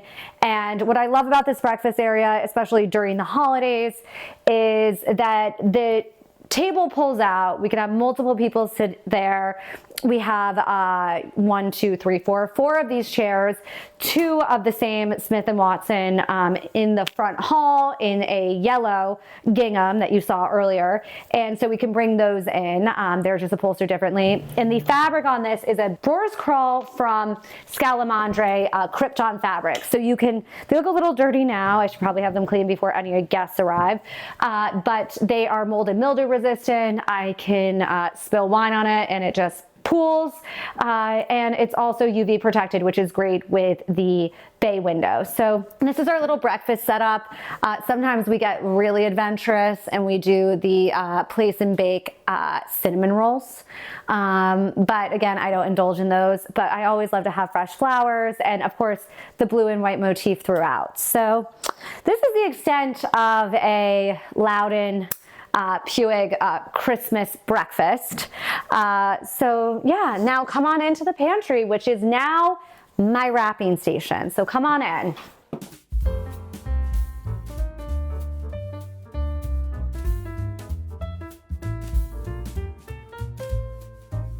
So here we are. this is the pantry. So this is the Alice in Wonderland pantry I'd referenced previously. As you can see on the cornice that I had cut, that is Alice in Wonderland. You have, you know, the King of Hearts, you have, you know, the frog, Prince. Over here, these are actually Christmas ornaments that I had framed in a shadow box. You know, you have the White Rabbit, Alice. So this is normally a correspondence desk. I actually have my Christmas card right here. This is a watercolor that was done by a woman, Leslie Tamani. She does work with World of Interiors, amazing interior illustrator that I'm sending out to everyone. And this is where I've been wrapping all of my gifts. So I, of course, have all of my wallpaper remnants. We do have this Kaspari, which I'll be using, which has the leopard on it, very similar to Charles, my leopard that is you know, beside my hearth in my living room. You know, the bee wallpaper, that is the Pharaoh and Ball that used to be on my ceiling. And then over here on this side, we have the bar. So normally this is chock full of booze, and I actually don't drink. So we do try and pare it back during the holidays, simply because of the fact that this is where we're actually making drinks. We have a beverage fridge down here. I have a wet bar over there. Don't zoom in too quickly. My dog's bowl is in there right now. But I pulled out some of, we have so many glasses above, but some of my Mackenzie Childs painted goblets and tumblers that we use during the holidays, some martini glasses, wine glasses. These everyone likes for whiskey. These are vintage tartan that we use, obviously straws. I'll always have out a bucket of ice, but what's nice about this is someone can come in, they can grab from down here, there's some things here, and everyone can serve themselves. And there is a sink here that's, you know, part of this wet bar, but this does triple duty during the holidays, because actually over to the left-hand side, and I showed this on my previous Homeworthy, we actually do have our washer dryer. So that gets a lot of use, especially because I use cloth napkins, which is good for the environment, but I don't know if it is, because you have to wash them and that's a lot of water and a lot of work. But this is our bar area, and I'm always reheating like my 80 coffees and hot chocolate. I have all of my mugs in here, and even more glassware above. So yeah, this has been doing double duty, and I really, you know, normally this would be on the floor, but I really wanted to have my paper consolidate a little. So I took one of the ginger jar vases I had going down the living room hall and shoved my paper in there. And yeah, I've been wrapping away. Got my bows and my lettuceware. So, you know, again, you have to have multi-purpose rooms. And during the holidays, if you could make anything look somewhat nice, do it, because you never know who's gonna pop in. It's very rude, by the way, people. But Homeworthy gave me a heads up, so it's not rude at all. But now I'm going to take you into our very last space, which is the powder room for our guests. So come with me. Quickly on our way in, this is the bee wallpaper that was on the ceiling, the remnants. So hopefully we'll be reapplying that soon. But come on in. This is the guest powder room. So here we are. This is what I love to call my little jewel box. It has gotten a great deal of love on Instagram and my previous Homeworthy. And so for the holidays, I don't do too much. There's a lot going on in here. This is the Dara by Manuel Canova wallpaper. I have, you know, my gorgeous sconces. And so I always have a candle burning whenever I have guests coming over, because of the fact that it is a bathroom and the scent is always just nice. So this is one of my favorite Votivo candles. It's red currant. This is always here, my Mackenzie Child small vase. I switched it out to these beautiful green flowers. Again, they don't have to be holiday, they don't have to be red, but they are green and they pick up everything beautifully. And then I have two of these trees by Shuck and Awe.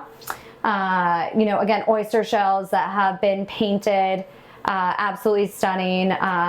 Some hand towels with my, I have to shameless, Hollis Loudon Interiors logo And below here, just to add a little bit more of an effect, I have some presents wrapped in the Dara Manuel Canova wallpaper, as well as in the Schumacher Queen of Spain wallpaper I used in my townhouse, which has not been on Homeworthy. But this again was Mick Jagger's whole apartment in the 70s. So I just have these here for decorative effect. I thought that they would be super fun. And then, yeah, what's really nice about this is, you know, it's fun, it's whimsical. I usually have out, again, hand towels. I have another hand towel on the side. But when I am having guests, I don't have them out now, but what I love is to have a nice acrylic tray. I have one I just put out today. There's amazing ones on Amazon, and I like the disposable Caspari hand towels. And I've gotten pushback about that they're bad for the environment, but they're good for your health. And especially when you're having multiple people into your home, not everyone wants to reuse the same hand towels. So especially in the day and age that we're in, that's something to be cognizant of. So yeah, this is the little jewel box, and I always try and make it special because it is the one bathroom that everyone sees and everyone gets to use. The holidays for me have been incredibly difficult since my mother passed away. And I think that is why they mean so much to me, because of the fact that it is truly a celebration of her spirit, in the sense of this was something that she loved to do, and it's almost as though I'm carrying the torch on her behalf. And it is a time in which, you know, I can make things beautiful, I can bring my family together, and it's really just a celebration. It's a way to honor her, and decorating for the holidays, particularly my tablescapes, have become the way in which I have grieved and gotten myself out of bed, because setting the table was the one task I had as a child, and I have taken it very seriously ever since she passed away. And they've taken on a life of their own. It started our first year with the 10-minute table, the TBT, to be trademarked. But now they've become a life of their own. But the holidays truly, to me, mean a way, again, to honor my mother, to bring us all together, as that's what she would have wanted. And yeah, it's just a time of reflection and a great deal of happiness and sadness at the same time. Thanks for watching. Go to homeworthy.com for exclusive content and shopping guides.